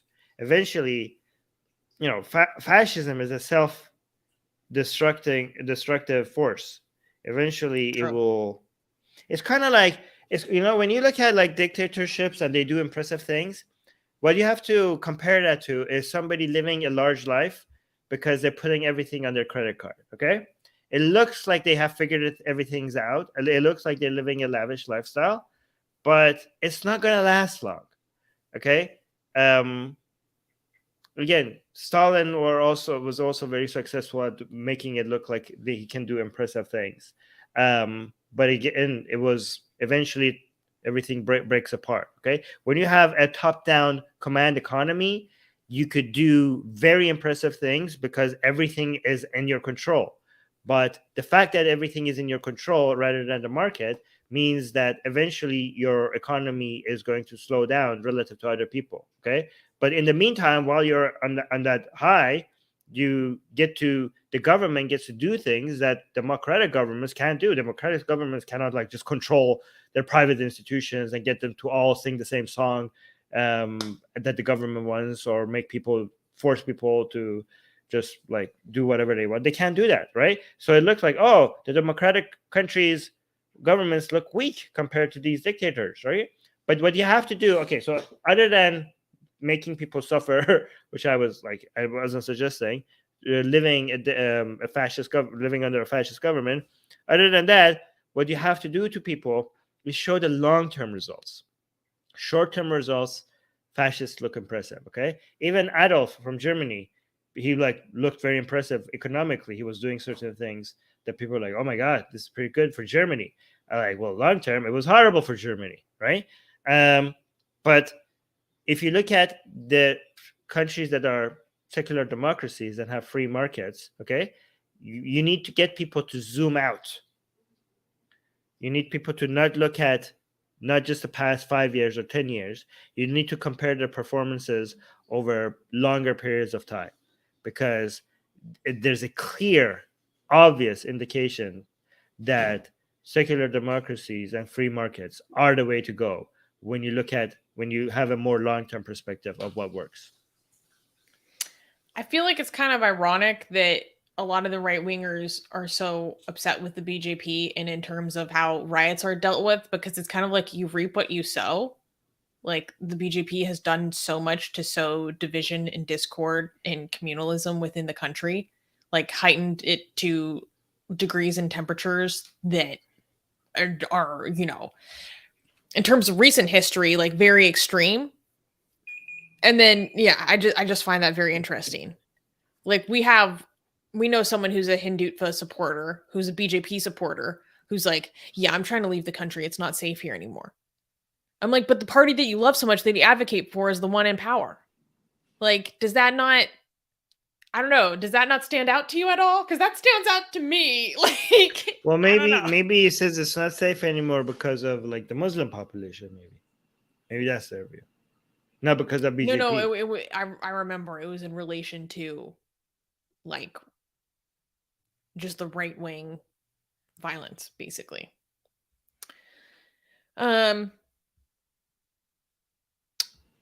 Oh, this is actually something Oxymoron and I agree on. India, unlike the West or China, has a historically hyper decentralized civilization. It needs good centralization. Yes, I completely agree. I think that would help a lot. It's part of the ongoing project of making India a nation state, which historically it was just a bunch of civilizations that shared a subcontinent together. And yes. Yeah. Yeah, so a lot of people think centralized. I agree with both of you actually, but the concern is that the centralization will make power be centralized in one place. Okay, but you need an efficient government that has everything in one place. If you want to decentralize power, you shouldn't decentralize it geographically. You should decentralize it through the institutions, right? This is why you decentralize the power over a judicial system, an executive branch, and what's the other one? Legislative branch, right? So you decentralize, you keep it centralized geographically, but you decentralize it over the institutions that make up the government as a way to avoid tyranny, right? Part But of I the reason why understand. India was so easy to conquer was because their governments were so decentralized across the nation that they were never able to keep like their military like up to date in terms of the latest equipment, and they made them weak in the face of other civilizations that were much more centralized and efficient. Yeah. Engagement American is saying, shouldn't India be like EU and let the states want this for themselves? Yeah, but even EU is becoming more centralized. Like More they're all federalized. become. Yeah, I mean, they're becoming closer and closer into trying to have a unanimous position. Like, I mean, I'm not saying that's happening. I'm just saying the goal is to be able to speak as EU rather than a whole bunch of different countries. Yeah. Because you would Cool. just be more competitive and more powerful if you do that. Like, it's a challenge. It's a challenge to make it so that it's a challenge everywhere. Like, it's in EU, in the United States, we're having the fight between states' rights and federal law. You know, that's always like there's a give and take between. They're both important for different reasons. The more centralization means more efficiency, but it also means some rights and some benefits and some privileges are lost for certain local, locally for certain people. Less local representation in favor of a centralized government. So there's always this is an ancient battle, that's going to continue. Okay, so the next question is from Gation American. In a 6-5 decision, 6-5 decision, Buddha, Confucius, Nuwa, Vishwakarma, Chio, Mahasaraswati have voted in favor of reforming Naraka, or basically Hindu hell. How would Armin, the academic Shen of anti-superstition, and Susanna, the Shen of women's rights and choices, reform the sextillion-year punishments of Naraka? And then there was a sub-comment saying, Yama, Vishnu, Hanfei, Jade Emperor, and Mahakali, in the dissenting opinion, Can you explain this question? I'm confused. Yeah. Said human rights abusers and the slayer of Gandhi deserve 6 years punishment. So this is basically satirical. So if we had to reform the punishments of Hindu hell, how would we reform the eternal, torment of Naraka? I'm surprised you made Susanna a woman rights. She's more of a men's rights activist. Susanna is more of a men's rights activist than a woman's rights activist. I don't think that's necessarily true, but I also see why you said that.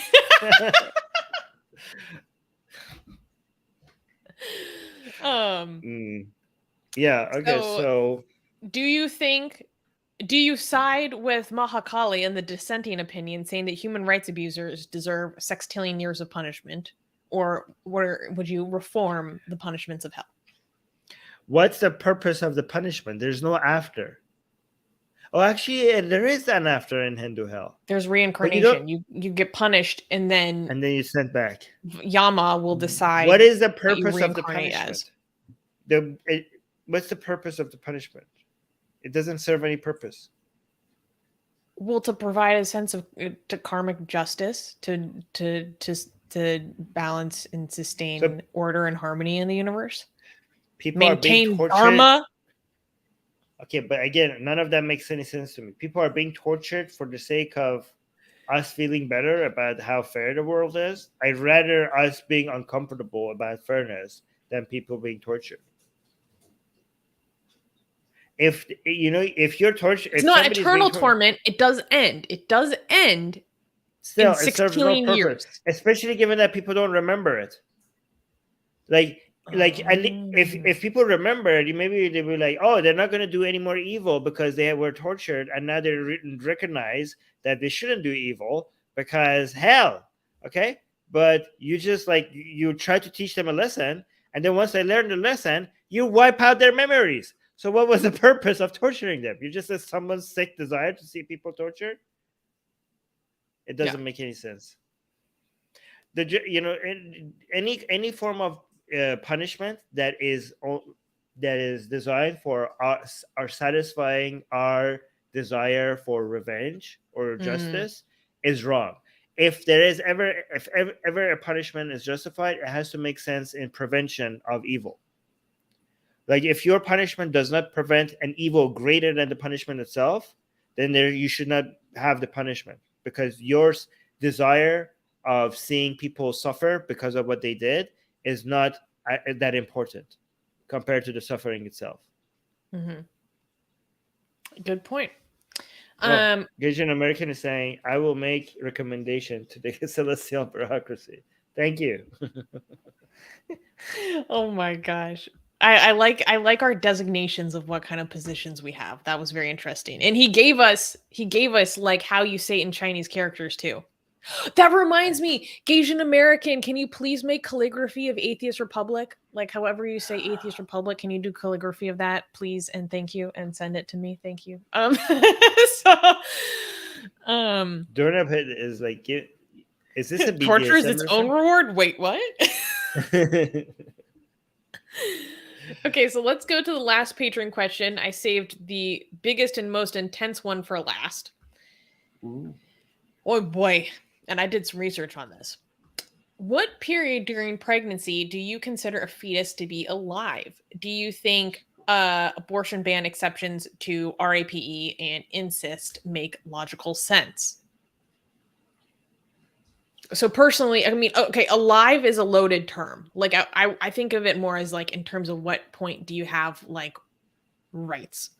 So it's alive. Personally, I think that abortion past the point of viability is very morally wrong, which is like 24 weeks, because viability, as we continue to have progressively better neonatal care, the time of viability is getting like shorter and shorter.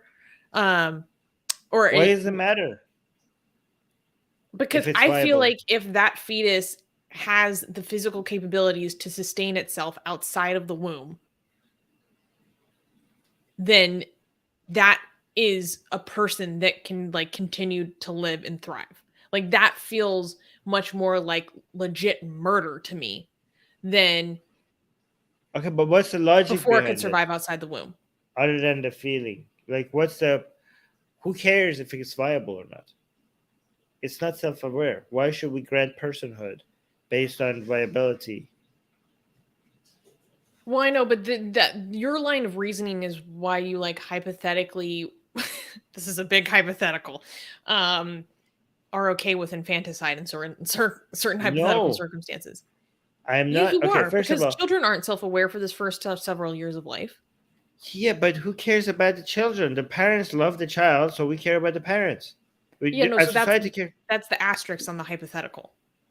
No, it's not. It's not just an asterisk. Like the entire world cares about children who are born. We don't want to. We love them, so we don't allow it. It hurts us. It doesn't. Okay, so a child. Okay, so let me be clear. No, but the hypothetical is in the case that in the instance that wasn't the case. Let me actually answer self-awareness matters more. Let me answer the question first. Okay, what period during pregnancy do you consider a fetus to be alive? All of it. I mean, even before conception, it's alive. It's a cell. Okay, they're cells, so they're alive. Okay, they're always alive. The problem is that who gives a crap about them being alive? My salad is alive. Okay, my salad is still alive, but we don't give it rights because it's alive. Life is not that important here. Okay, what matters is personhood. Okay, when we decide that we want to officially recognize a human being as a person, the fact that it's alive, the fact that it's human, my skin cells are dying right now because I'm itching my hand. Okay, nobody gives a crap that human cells are dying. Okay, it needs to be its own person. Okay, and I think like personhood, the most logical thing that we assign personhood to somebody would be maybe self-awareness, or birth makes a lot more sense. Okay, so here's the thing: alive or not alive, viable or not alive, not viable. These are scientific questions. Okay, they have a biological answer to them. Okay, personhood, it's a social construct. we could decide when we want to assign it to someone. It's like we as a human society, we get to decide. Okay, there's nothing within the fabric of the universe that determines that, oh, this fetus is a person, and now all of a sudden, this fetus is not a person. All of a sudden now it is a person. Okay, this is because it's a social construct. We get to decide that. Okay. And it makes sense because there's no black and white over any of this. Okay. Like if you're like, oh, heartbeat, viability, these are all, there's no hard, like there's no like red line or like it's a gray area. All of these are gray areas. Okay. There's a spectrum. The thing that is immediate is birth. So it's the best place to put it. Right. There's a clear before and after time. Nothing else that you pick is that clear. Nothing else is that black and white. Okay, the fetus is either in or it's out. Okay, because it's such a clear moment of time, then it's so convenient to assign personhood. Because if you assign personhood based on heartbeat, like, okay, well, do we have it now? Do we have it now? Do we hear it? Do we not hear it? Like it's complicated. Okay, viability, like, well, depends on the technology that we have. Birth is such a clear indication that we could be like in, not a person, out a person. Okay. And it also makes moral sense. Okay. Because the fetus itself doesn't give a crap about itself. The fetus itself is not self-aware. Why are we caring? Why are we giving rights for something that doesn't give a crap about itself? Like it's not even aware of itself, let alone care about itself. So we're giving more, we're assigning more care for something that it doesn't care for itself. Okay, so but then people might say, like, Armin, self-awareness is not a good mark, not a good metric, because children are not self-aware until age, I don't know, 2, 3, or 4. Right?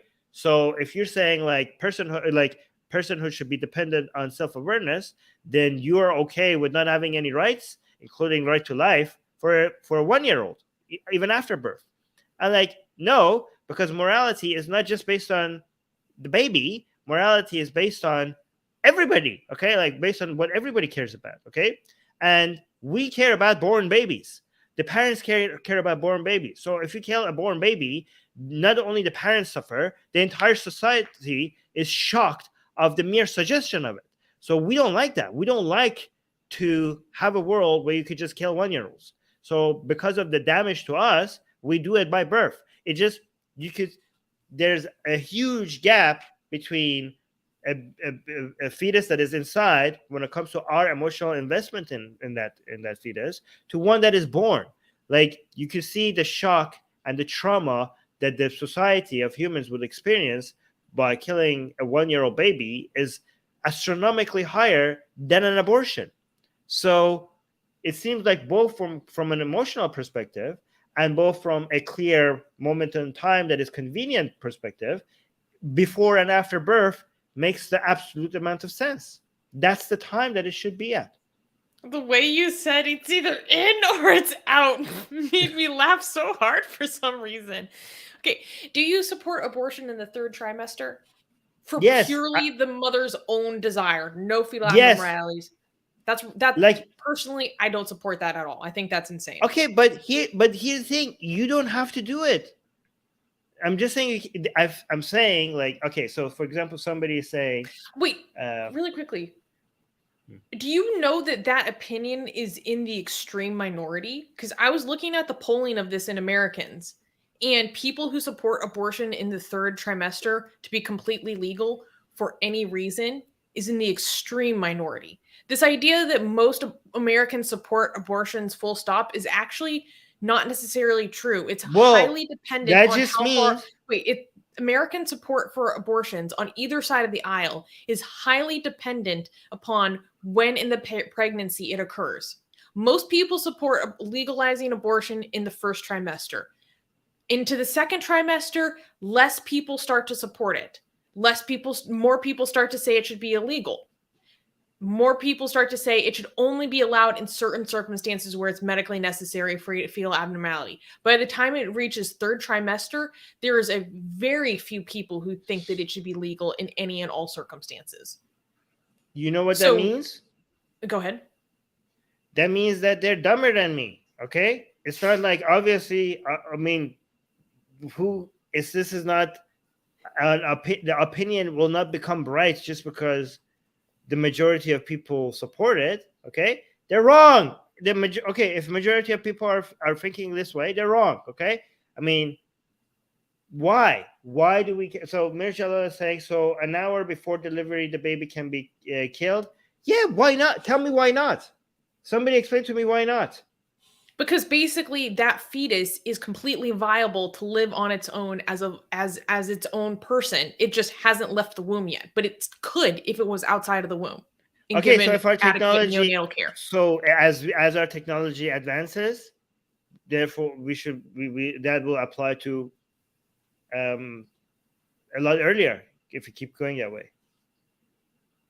But yeah, most Americans would already support that anyways. No. First of all, what do you mean by viable? Because if you take the fetus out and just leave it in the street, it's not going to survive. It's going to die, right? So it needs some support. No, it means like your organs that sustain life could operate. Like, okay, well, not unless you feed it, not unless you support it. Of course not. It doesn't mean that the mother, the biological mother, has to feed it, but someone could feed it and it could continue to live. Understand that, but you see how this is such a gray area, because I could say, like, well, technically, I could, even at the moment of conception, in the right conditions, I could make it so that the zygote survives if I support it enough. The zygote is at the moment of conception, okay? If you take that zygote out, I could put that zygote in a certain condition that it will survive and become a fully viable human being, given the right conditions. And if you say, well, no, because it requires this and this and that, I'm like, okay, well, even a born baby, a 1-year-old baby, if you don't give it the proper conditions, it will die. So either the zygote or a 1-year-old born baby requires our support for it to be able to turn into an adult. So I don't know where the line is. They're all viable. They're all viable depending on how much support we're giving them. And they're all non-viable from the zygote to the 1-year-old born baby. They're all non-viable. If you remove all support from them, they will all die, including the born baby. Personally, I'm in very strong support for abortions in the first trimester. 92% of abortions or something around that happen in the first trimester. Second trimester, it gets a little gray for me. It depends highly upon fetal abnormality. That's an easy yes. I'm completely behind that. Medical emergency, 100% yes, no question. And if those rare exceptions apply to the extremely rare third trimester abortion, then those exceptions apply. Personally, once we get past the point of viability, I can't support that. Purely for the reason that you just suddenly don't want to do it anymore. If it's because of medical need, abnormality, of course. I will support 5 minutes before birth only because you that's so crazy. I'm sorry. I just no. Like abort like fuck. Okay. Wait. We can agree to disagree. Yeah. Men don't need to get pregnant to be allowed to have an opinion on this. Of course not. People who say otherwise are freaking idiots. I hate that line. Well, you're a tennis ball. I saw this photo the other day that was outrageous. It was a woman who was heavily pregnant. And she was holding a toddler on her hip. And written across her belly at some pro-abortion protest was, on her heavily pregnant belly, like she's about to give birth, was not a human. I'm like, oh yeah, I said that. This is exactly what the pro-life people, you're playing into their hands so much. A mother currently heavily pregnant with her own child, calling her own child not a human? Like, that's outrageous rhetoric to me. It's so unhelpful. Okay, sorry. Technically, it's always a human. It was always a human. It was human from the very first moment, from the moment of conception. It was a human, okay? But I was just saying, like, being human is not that important. Being a person is important. Personhood, humanness, and personhood are two different. Okay, so there's three metrics: alive, doesn't matter that it's alive; human, doesn't matter that it's a human; person, that's what counts. And we decide when we get assigned personhood. Wait, I want to read something very interesting today. So I was reading Pew research about Americans' support of abortion and how it breaks down across different community lines. And what they had to say about atheist support for abortion was fascinating to me. Oh, shoot. Where'd I go? Wait, I need to find this because it blew my mind. Out of all of the groups, atheists are the most dogmatically and absolutist when it comes to supporting all forms of abortion, no matter the time period. So let me read this paragraph. At the other end of the spectrum, religious nuns, U.S. adults who describe themselves religiously as atheists, agnostics, or nothing in particular, are the most supportive of legal abortion. Among the religious nuns, upwards of 8 to 10 say that abortion should be legal in all cases with no exceptions, so that's 34%, or should be legal in most cases, 51%. Self-identifying atheists are the more absolutist in their opinions about abortion than any other religious group analyzed in the survey, with 53% saying abortion should be legal in all cases, no exceptions.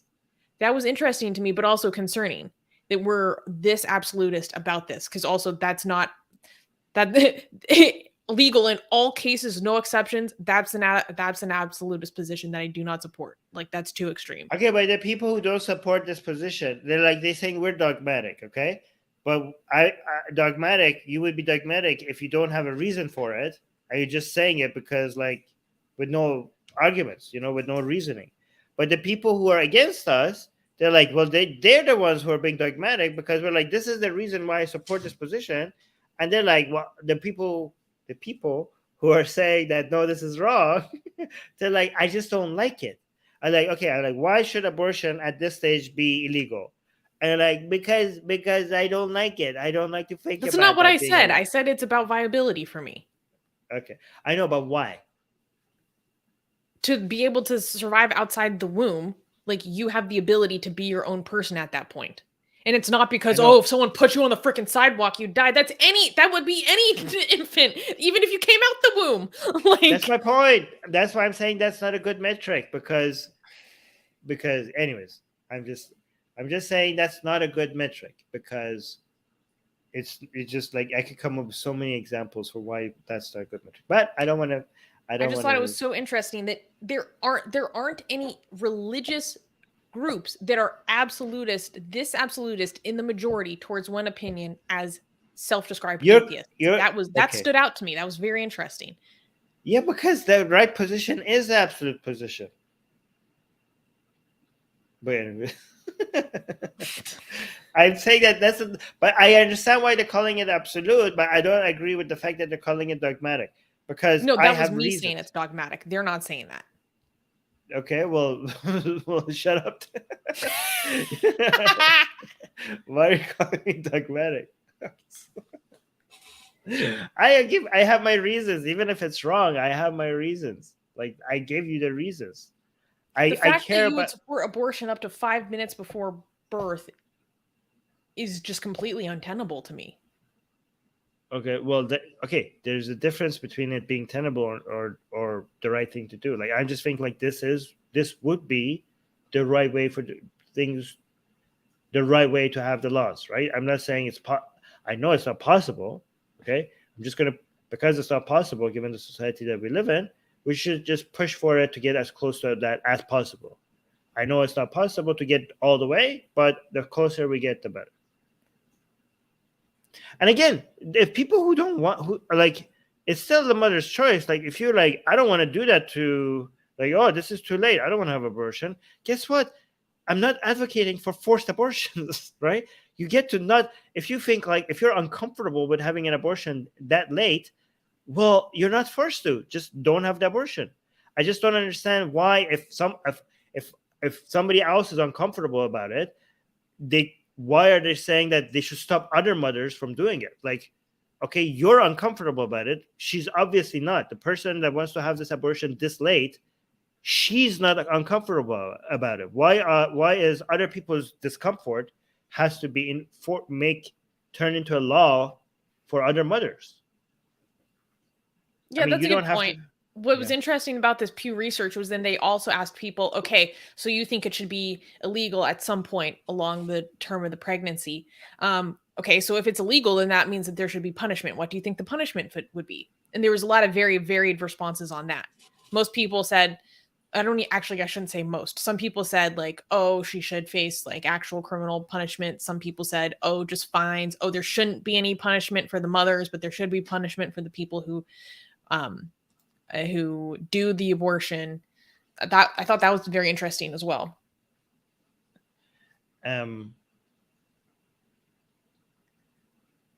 Another thing that people are uncomfortable with is, as I said, suicide, right? But we still think we should be legal. I mean, if people get uncomfortable thinking about it, well, I mean, you don't have to do it. Other people prefer, like a lot of people can't imagine having a life that makes that what somebody would want that, right? But just because you don't like it, that doesn't mean it shouldn't be allowed. So just like, just thinking about somebody ending their life makes me uncomfortable. Like, I mean, like what are they going through? That's the only option that they have. Okay, and I don't want to think about it. I don't want to think about me doing it. But again, that's why I wouldn't do it. I wouldn't take that option away from somebody just because I'm uncomfortable about thinking about it. Also, you want to read this question? In terms of punishment, Higgs boson is saying, well, how about witch trials like the old days? Bring those back too. Let's do it. For the future Saint Armin, okay, I'll test you here. If your neighbor extracted 8-month fetuses, put them on their yard, and cut their heads off with shears, you're totally comfortable with that? I'm not comfortable with that, but guess what? If your hand is infected and you have to cut it off, me watching that, I'm not comfortable with watching that either. Okay?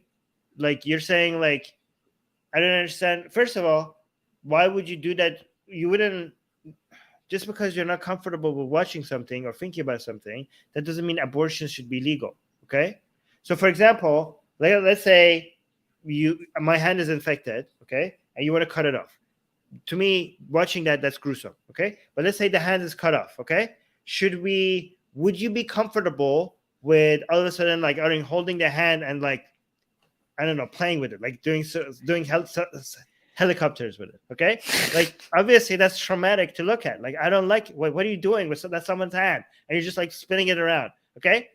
Like, should it be illegal? Should it be illegal to do that? Obviously, you don't want to make a law that makes that illegal just because that's uncomfortable to look at, okay? But also, if it harasses your neighbor, because that's, like, I think that should be illegal, because, like, as a neighbor, I don't want to look like you're forcing me to watch something that I'm extremely uncomfortable. This is harassment of your neighbors, so this should be illegal. Like, abortion is in a private area. People don't see it, okay? Like, do you want to be forced to watch a heart surgery? Some people find a heart surgery extremely gruesome, okay? Do you want to be if somebody forces you to watch a heart surgery that you don't want to see, that's harassment. But heart surgery itself should not be illegal. So again, this thing that you're saying is gruesome and nobody should be made to see that. But again, that is a procedure that in private should be A-okay. There's not a good comparison.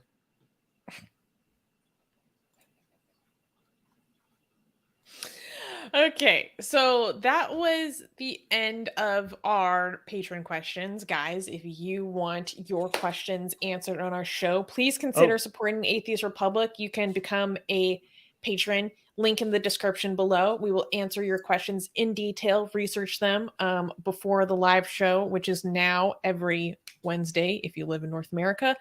And yes, please support what we do here, because it's not just me and Armin. We have a whole team. And we wouldn't be able to do it without the support of our patrons. Armin, looks like you have something you want to respond to. Read this one. Oh, Armin still remains to answer the second part of the question. What was the second part of the question? Wait, let me go find this just a second. Oh, do you think abortion ban exceptions to RAP and incest make logical sense? Well, I already answered. Not only because I think there shouldn't be any limitations. So I think that already covers that. Like, for example, other people say like, oh, should we have exceptions for rape and incest? I'm like, I think like, given that my position is that you should be able to have an abortion even if you weren't raped or had incest. Why did you have to use the R word? I'm sorry. Simply because you changed your mind, like I think you already have the answer. So obviously you should be able. Given that I say you should be able to do it always, that means that you should also be able to do it in those situations. So I think my answer already covered it. I think for the people who do advocate for those exceptions, their logic is that those were pregnancies that were accrued in a non-consensual way. So the level of responsibility conferred to the mother is different. I don't care. Consensual, non-consensual, they should all be allowed. All of them should be allowed. I'm just explaining what I think that position would be for someone who holds it, to answer his question. Do you want to talk? I need to use the restroom. Can you just talk to everybody? I'll be right back. Sure. Okay, let's see what people are talking about. We got a few live chat questions that we can get into in a second. Let's see what's going on in the live chat.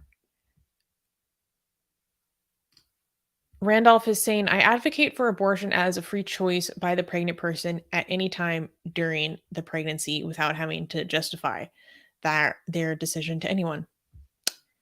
Interesting. Well, that's not my position, but apparently that's the position of most self-identified atheists who are polled in America, which I find very interesting. What else? Arjun has an opinion about assisted self-deletion, as we call it for the sake of the YouTube here. Assisted self-deletion is bad because it doesn't give the person a chance to change their decision, and one can never be sure of such a decision. So, Arjun, most cases of assisted self-deletion are in terms of terminal illness. So this is someone who already knows that they are going to die. That's like a fact that they're going to die sooner than a natural lifespan. And so it's like, will I continue to live in pain, in misery, in a poor quality of life for the rest of my life, or I can improve things as much as I can now and then do assisted self-deletion to avoid as much misery as possible. I think that's fair because it's like they don't get a chance to change their decision. They already know that they're suffering from terminal illness. So, but even I don't understand. I think it should be allowed for anybody, not just people who are suffering from disease. Like what the fact that they can't. Well, they know that they. Okay, so you're saying I don't think you think it's bad because it doesn't give the person a chance to change their decision. Well, they know that. Okay, the person knows that once you're deleted, okay, you're not going to be able to undo the delete. Okay, but they're still making the decision. So who are we to tell them that, oh no, they're not allowed to make a decision because they can't undo it, given that they know they can't undo it and they're still going with it? I think they're adults and they're capable of making their own decisions, and I think it should be completely legal. That's not something I necessarily support. Yeah. Why? Because I tried to kill myself and I thought that was a decision I wanted to make. And then I very quickly realized, like, no, I actually don't want to make that decision. But if I had tried to do that in different ways, I wouldn't have been able to survive. Okay, but allowing this would potentially, okay, so you didn't, making it illegal would not stop, like what stopped you was not the fact that it was illegal. Like you could still figure out a way to do it, right? It wasn't assisted. Illegal. No, but when it's assisted, we have more of an opportunity to get you. Okay, so if it's illegal and it's not assisted, okay, then you are more likely to find a way to do it spontaneously without talking to anybody, okay? But if it's legal and assisted, then you know that there's a dignified way for me to do this. So you wouldn't, there's less of a chance for you to do it spontaneously, because you want to do it, like there are people around you supporting you, and you will do it in a more dignified way. So you would delay it to make an appointment, and that gap in time removes the chance of you doing it spontaneously, and you might change your mind. Also, you will end up having to talk to people. Okay, a lot of people that do make this action, they're doing it while they're alone without having anybody around them. But if you're going through the assisted way, you will be surrounded by people. They ask you questions about it, and through that exchange with fellow human beings, there are a higher chance of you maybe changing your mind about it. I don't know. When it comes to like these things that are happening as a result of mental illness, it's like I can't describe to people in words what that experience is like.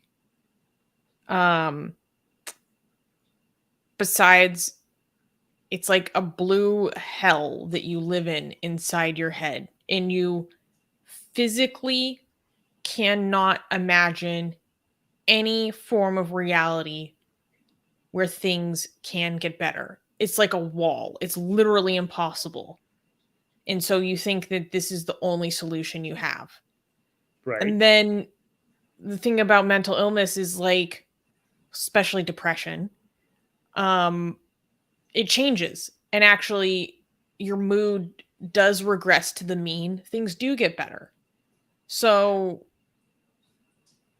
yeah, but that proves my point.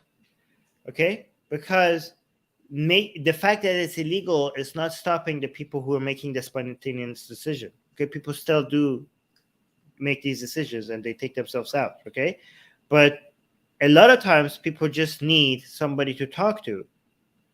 I'm just saying making it legal and assisted might actually avoid more people taking this action, because we went from somebody alone and having no hope, in isolation, making a spontaneous decision. We're bringing them to an environment where they have to pre-plan this, talk to people, and be introduced to alternative solutions, and maybe even be introduced to some hope that they didn't consider before. Okay, so I think keeping it legal and assisted might even prevent people from making this decision.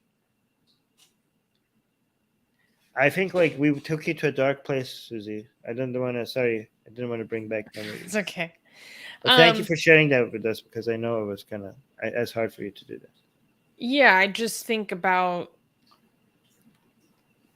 the experience of myself and a multitude of other people I know. Like, and a lot of people talk about this like very flippantly. And so I don't know, it's hard to explain. Well, here's the thing. I'm not talking about flippantly. I actually did try to commit, like I actually did try to commit Yeah, but suicide. for very different reasons than me. I find it very interesting. Like it was a very completely different experience. Like yours was not as a result of ongoing protracted severe depression. Like yours was a logical process that you went through because of religion. But either way, all of them would have been less likely if it was legal and assisted, if you just talk to somebody. Because most of these decisions are taken without consultation, in isolation, and spontaneously. Okay?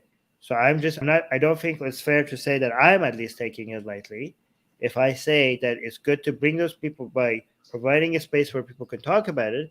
People could not demonize the action. We're making people come forth with their decision to do this, and we're providing an opportunity to talk to them about it. I think this actually saves lives. Yeah, I see what you mean. Meanwhile, Armin, I think you should post the join link in. Okay, because Ibn Qayyim is saying Armin's position is so easy to challenge. Let me jump in on the live stream.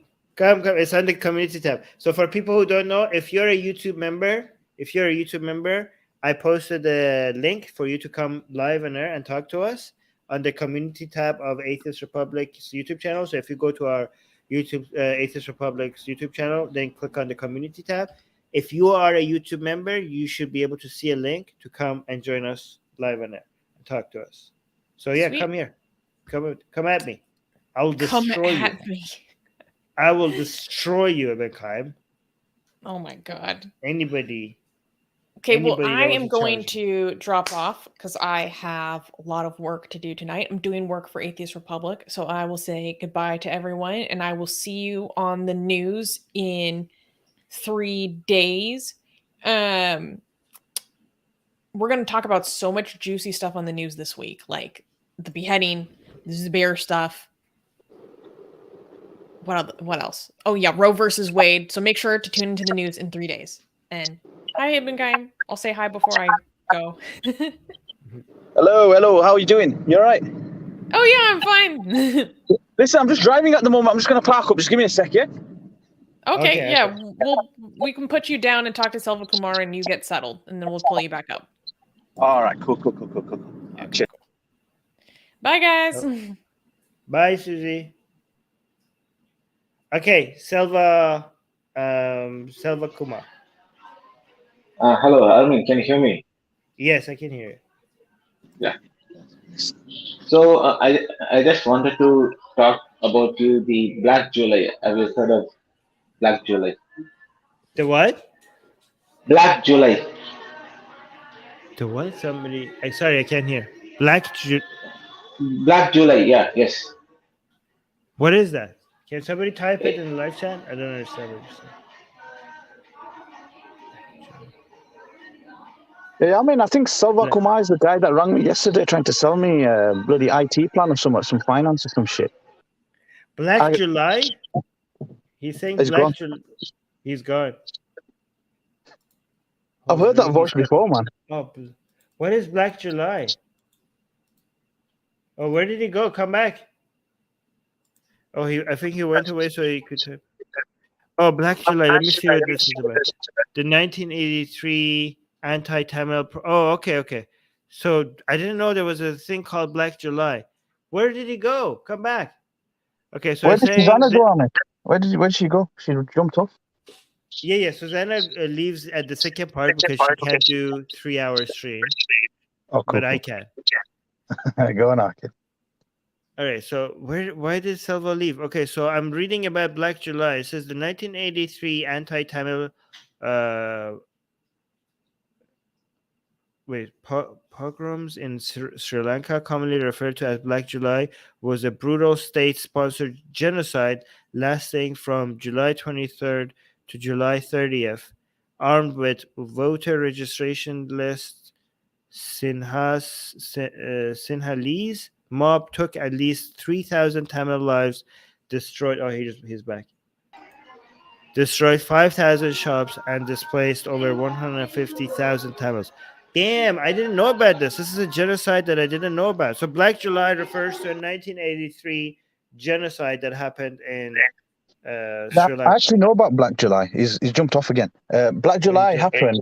Yeah, it was basically. I think the war was happening between the Tamil Tigers and the Sri Lankan government, and the Tamil Tigers. I think a couple of days before, they killed I think it was 12 Sri Lankan soldiers, and as a response, what happened was the Sinhalese population, which makes up the majority of the Sri Lankan populace, they decided to take collective action against the Tamil population as a whole, and they started massacring people on the streets, on the major cities. Like they were going into buses, finding who was a Tamil, literally taking them out and basically killing them there and then. It was a massive, it was like a couple of days of it. It's basically a massive pogrom, like you saw against the Jewish people in the 1920s and 10s, yeah. Wow. God damn. Okay, Selva, you're back. So what's your question? Yeah, so that's Black July. That incident is a start of genocide in modern history. So I wanted to know, if you heard of that one. Well, and I heard it. No, I didn't. I heard. Now I know. And even you are the person who spoke to you about selling an IT. It was not me. It was someone else. Okay, it wasn't that him. Okay, well, thank you for bringing us this to my attention. I should have known about this, but thank you. Yeah, For this.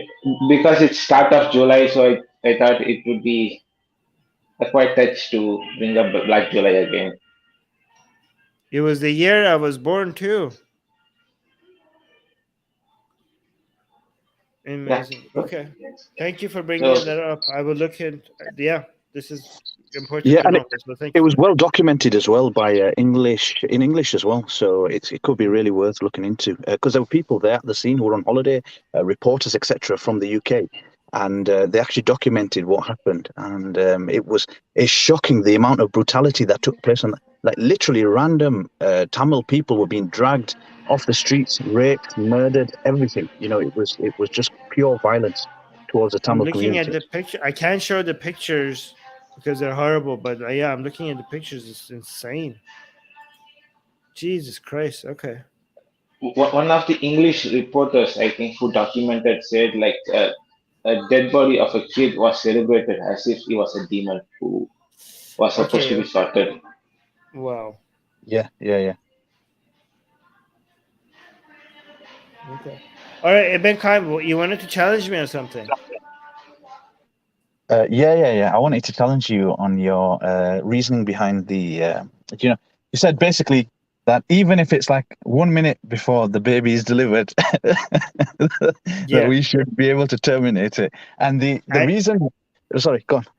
So at any point of the pregnancy, I think abortion should be allowed at any point during the pregnancy. And how did you differentiate between children who are not self-aware, and you mentioned why they shouldn't be aborted compared to fetuses? Could you explain that again? All right. So first of all, there's two reasons, right, for us to decide when to assign personhood to a human being. There's two good reasons for why it should be at the moment of birth, right? First of all, is that you don't have any other moment that is so black and white, right? Viability, any progress in the brain, heartbeat, these are all very gray, right? The birth is sudden, right? They're very clear before and after. So given that personhood is a social construct that we could have assigned legal definitions to, so it's up to our choice, it's very convenient for us to decide a moment where the before and after it is very clear, right? There's not very other events that is this clear. So it's very convenient legally, because you want to have the laws to be clear. It's just very convenient to put it at the moment of birth. Okay. Morally, it also makes a lot of sense, because even though a born baby is still not self-aware, our emotional attachment as society, as the parents or as a society, astronomically increases before and after birth, like right after birth, right at the moment of birth. So I understand, like, so for example, people have more emotional attachments to a fetus at late stage than a fetus at an early stage, but it's it's not even comparable, like, to a born baby. Like, as shocked as people might be about a late term abortion, killing a baby that is born will just traumatize us as a society, right? So even if you don't care about the baby itself because it's not self-aware, we do care about our feelings towards things. So to avoid emotional harm and trauma, we don't want, like, we get to decide how we set the laws to avoid things that makes us upset, right? And this is something that we don't want to allow, so we get to write the laws in a way that just matches our feelings towards it. Okay, so the way I would challenge that would be, so let's say, for example, I'm telling you the second point. So let's say, for example, a woman has an abortion an hour before it's conceived. That baby is going to have to be removed from the woman. You agreed? After it's been aborted, yeah? Yeah, obviously. What do you think the emotional distress is going to be once that baby is removed from the womb and they see a small child now that they've killed? I think that's equally as bad as the killing a small child. The emotional response is going to be, because it looks like a small child, you know, it looks like a baby. Once it's removed, the emotional distress, I would say, is not that far different than killing like a baby that's just been born, for example. I think like, you cannot say it's not that different. It might not be that different to certain people, like, but to a lot of, it's not just about also the mother, it's about just society as a whole, right? So killing a fetus has a completely different emotional feeling than killing a born child to the society as a whole. So there's not that many things that is so black and white, and the black and whiteness is determined by a moment in time that is so instant. You know what I mean? Like, for example, you might be like, well, logically, like, our feelings are not supposed to be that logical. Our feelings are just the way they are. Like, logically, if you see the fetus and it just looks so much like a born baby, logically, you should have the same level of emotions towards it than compared to a born baby. Well, that's not how we feel. Like, if you're told like a fetus that looks so much like a born baby was killed, a lot of people would be shocked. But the shock and trauma associated with telling people that no, the baby was killed after birth is not even comparable. I disagree. I think if you saw, like, if it was filmed, right? Like, we've seen films of fetuses being aborted in the, say, second trimester, and a lot of the times it doesn't look like a small child, in my opinion. Like, you can't make out the certain features, etc. If a fetus is aborted, say, an hour before pregnancy, and it's removed, and people see that, wait, hold on, this is a small child. It looks like a small child. I think the emotional distress that people would suffer would be equal to that of a child being killed 1 hour not after at birth. all. Not even remotely close. Okay, you're telling me the fact that the fetus looks like a baby that could have been born, okay, makes the emotion equal. You're saying me that the information you're telling me, and this is an extraordinary claim that you're making, okay? Let's say, for example, you have a fetus that looks like a born baby, okay? And you say, like, you tell the audience, okay, this baby was aborted this late stage, and look, it looks like a born baby. A lot of people are like, oh my God, this was too late stage. This is horrible, okay? You're telling me that if I say surprise them with an additional information and tell them, actually, this baby was killed by the doctors after birth, is not going to create any additional shock. You're telling me very small difference, because that baby could have been delivered. That baby could have been delivered at that point, like, say, an hour before pregnancy. They could go in. No, wait, hold on. Let me finish. That baby, they could have gone in, the doctors, and removed that baby, and it would still be alive, and it would be living like that baby that was born an hour after pregnancy, right? You're trying to apply logic to people's feelings. Okay, this is not. You're saying emotional distress. You're saying that's one of the reasons. You're making the argument of emotional distress, and I'm saying people's feelings are emotional distress. That's what we're discussing here. Yeah, I mean, well, we have to look into this, but I would argue that if you tell people that the baby was killed after birth, it will have a dramatically different effect by society, like astronomically different. Like, I wouldn't say the fact. Well, yeah. I mean, I don't know how to prove it to you. I just think you're wrong. If you tell people that there was a baby outside the mother's womb and it was alive, and the mother said, "I don't want to have that baby. Kill that baby," okay, and the doctors complied, and the baby was outside the womb, that would get the world. That would shake society in a way that no matter of how much you argue, like, well, this fetus looks like a born baby, like, the level of shock is completely different. It's to such a different extent. I think that killing a baby 1 hour before pregnancy, removing that baby, if people saw that, people heard about that, people seen what that baby looks like, I think that would cause an emotional distress very close, maybe not the exact same, but very close to what you're. Well, they don't have to see it. They don't have to see it. People will also be emotionally distressed if they saw a brain surgery. Okay, if you make them watch a brain surgery, they would be emotional distress. Okay, I'm just saying they don't have to see it to get emotional distress. But here's actually the difference. Okay, so you for your emotional distress, you have to actually bring people to that room for them to watch what's happening. Okay, for my emotional distress that I'm talking about, people have to just be merely be informed that the baby was killed after birth. Just first of all, with regard to the brain surgery point, that's completely a red herring, because the baby is an actual. You can see it looks like a dead child. So I mean, that's a complete different kind of emotional distress.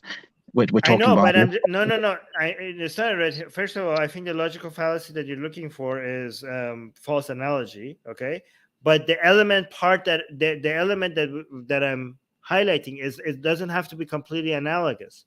The point that I'm making is that you don't have to. You're saying that I can cause emotional distress by bringing people into the room and show them what's happening. Okay.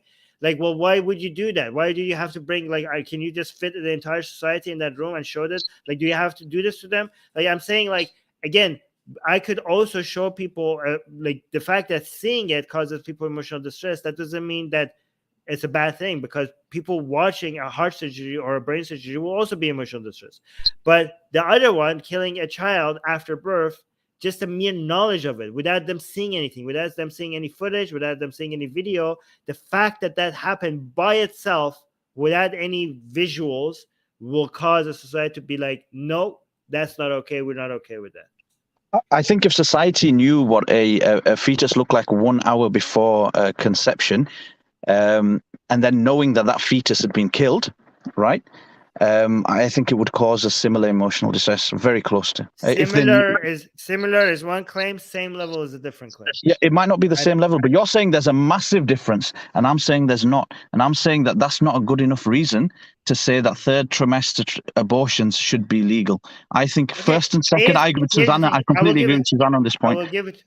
I will give it to you, okay? That if you could show high levels of emotional distress to society as a whole from late-term abortions, then my calculations would change. And I agree with you that if you can show that there's not going to be any distress whatsoever, then I'm happy with your position as well. Okay, so you agree that the calculation is on how much distress this causes for the society? Agreed, yeah. I agree. Okay. I agree.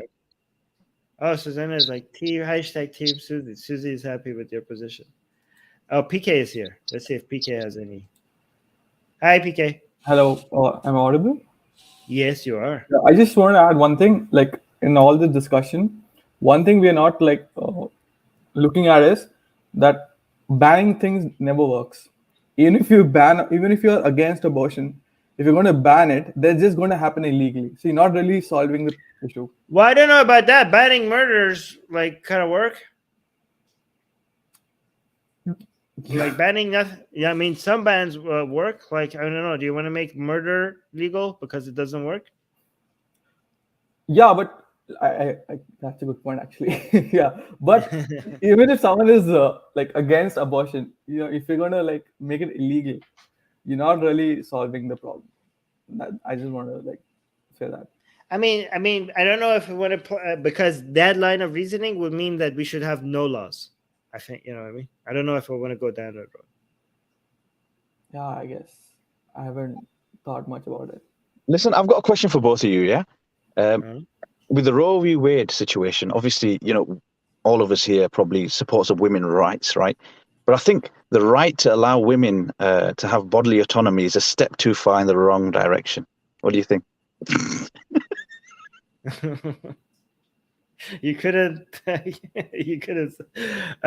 Yeah, right. Yeah, because obviously women. I mean, the right to vote was a mistake. Now. Well, I think Susanna's gone to clean the kitchen. Is that why she jumped on? No, I completely agree. I don't think women can be trusted with any decisions, let alone their own bodies. So I think that the sooner we take all of that away from them, the better it's going to be for everyone, including women. I think women will find it much easier if they just let men control everything, including their own bodies. I think they will realize. I think if more women understood how men make decisions, they would just let them make all the decisions. Well, you say this, Armin, but Jesse Lee Peterson, as a joke, but Jesse Lee Peterson actually says this on his show as as something that should actually happen. I mean, I don't know if you've seen that guy. He's completely and utterly nuts. But I have one more question for you, Armin, quickly. Yes. Okay, did you watch Daniel Hakikatju on that Urdu channel? I don't know if you watched his recent show, where he was advocating against teaching girls they shouldn't be taught at all in school. I haven't seen that show, but I've heard him say that a lot in other places.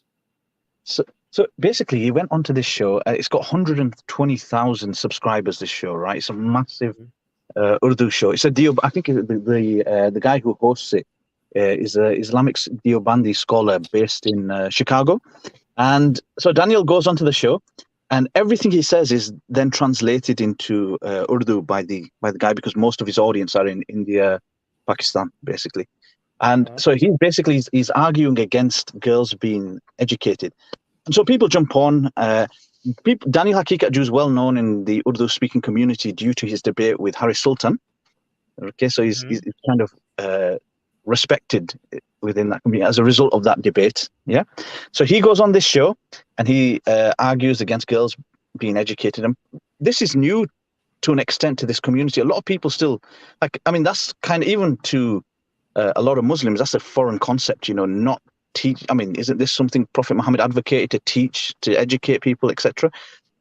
So he would come on the show and he would argue against it, and people would jump on and challenge him. And, he's basically slap him around here and there. And then Harry Sultan came on as well. I don't know if you saw him come on there, and he slapped Harry Sultan around here and there. And even though Harris had a chance to prepare for this show, he just comes on and he just slaps him around and Harris jumps off.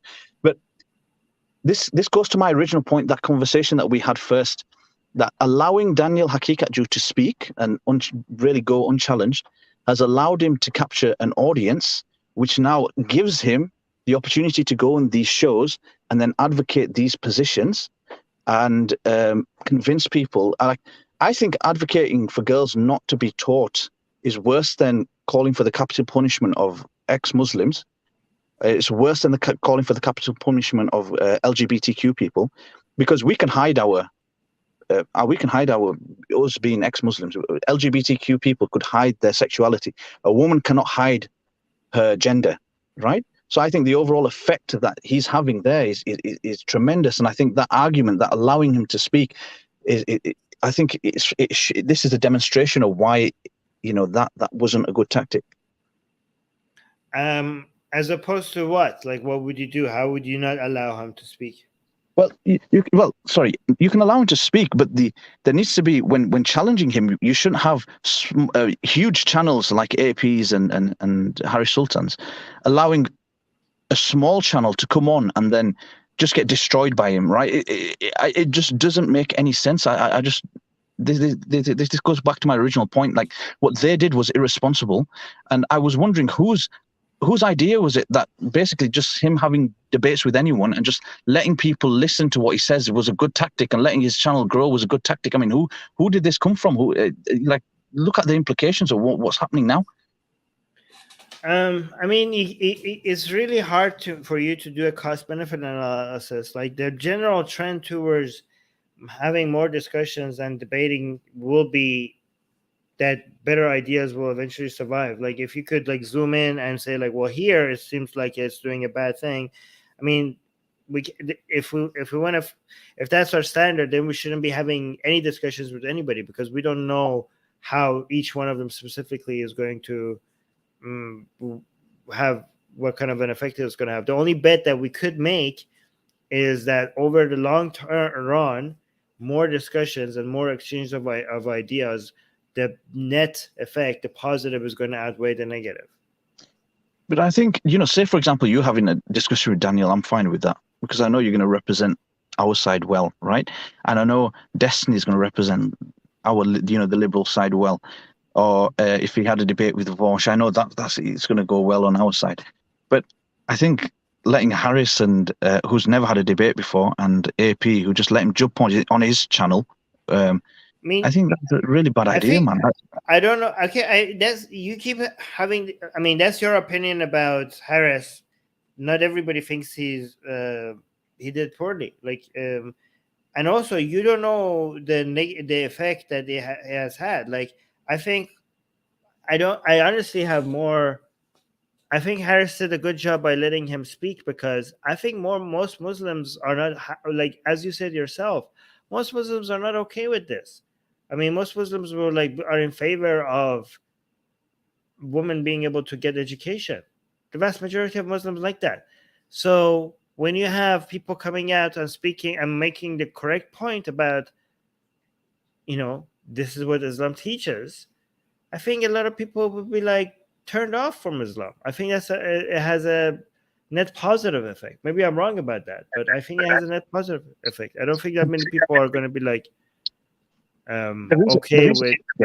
The reason I disagree with that is I want to go to the point I made last time around was Adolf Hitler was at the time Germany was Germany was Adolf only. No worries, okay. So Germany, you guys are so restrictive on this show. It's impossible, man. Honestly, like okay. we got hit by so many strikes and demonetization. I understand, but obviously it's difficult, yeah. But okay, so Germany in the 1920s was one of the most progressive, one of the most liberal countries in the world, with some of the most educated people in the world at the time, right? The Weimar Republic, yeah. And it was very acculturated. Like, no one thought this would happen, but Adolf, being allowed to speak without really much challenge, was able to convince the German populace. He was put in prison for what he said. So I don't know about that. Yeah, but he was allowed back out, wasn't he? He was allowed back out, and but the reason why he came into power was not just because he was allowed to speak. He managed to, like, here's the thing: at the point where he came into power, none of what eventually happened was. Everything is in hindsight, okay? So you wouldn't have been. First of all, this is one example, okay? Like, overall, you can't show me that. Maybe there's a lot more evil would have happened. Like, you're like zooming in on the most extreme. There's two problems with this example. Okay, you're zooming in on this most extreme example without being able to show that the world would have been so much worse if we had a strict censorship over everybody with ideas that we didn't like. Right. So as bad as that was, maybe there would have been even more wars and more casualties and more genocides if we had authoritarian governments where restrictions of speech was to that extreme. Okay. Second of all, the level of a restriction that you want, if you want to apply it to Adolf, is very extreme, given that nothing about what was going to happen was apparent at the time that you wanted his speech restricted. Do you know what I mean? Like, if you want to apply that, then we have to apply it to a whole bunch of scenarios where what happened in Germany didn't happen, and we would have to stop those as well. Do you know what I'm saying? I'm not arguing his speech should be restricted. What I'm arguing is the equivalent to what's with Daniel.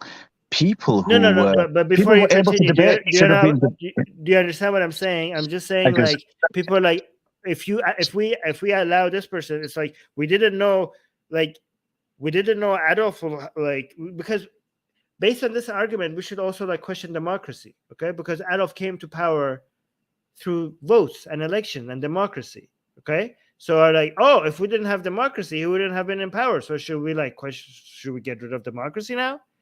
I'm just saying. No, I agree with your point. I agree with your point. Yeah. What I'm saying is that he should have been challenged to debates. His views should have been challenged by people who were knowledgeable on the subject, who were good debaters, who could argue the point properly.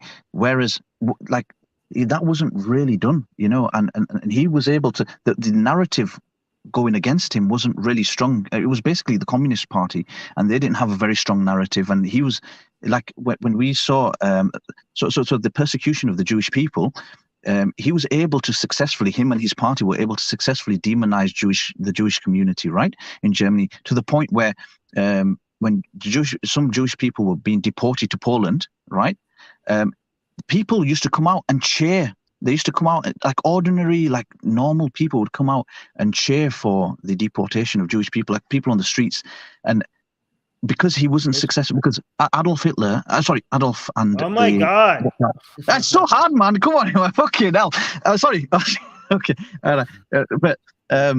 Okay. And so we're doing the same thing with Daniel. So we shouldn't have Harris. We've seen what happened in that first debate. We shouldn't have Harris and AP coming on and talking to him again.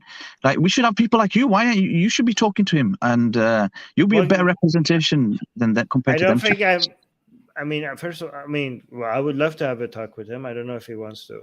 I think he has moved past us. But PK, what do you think?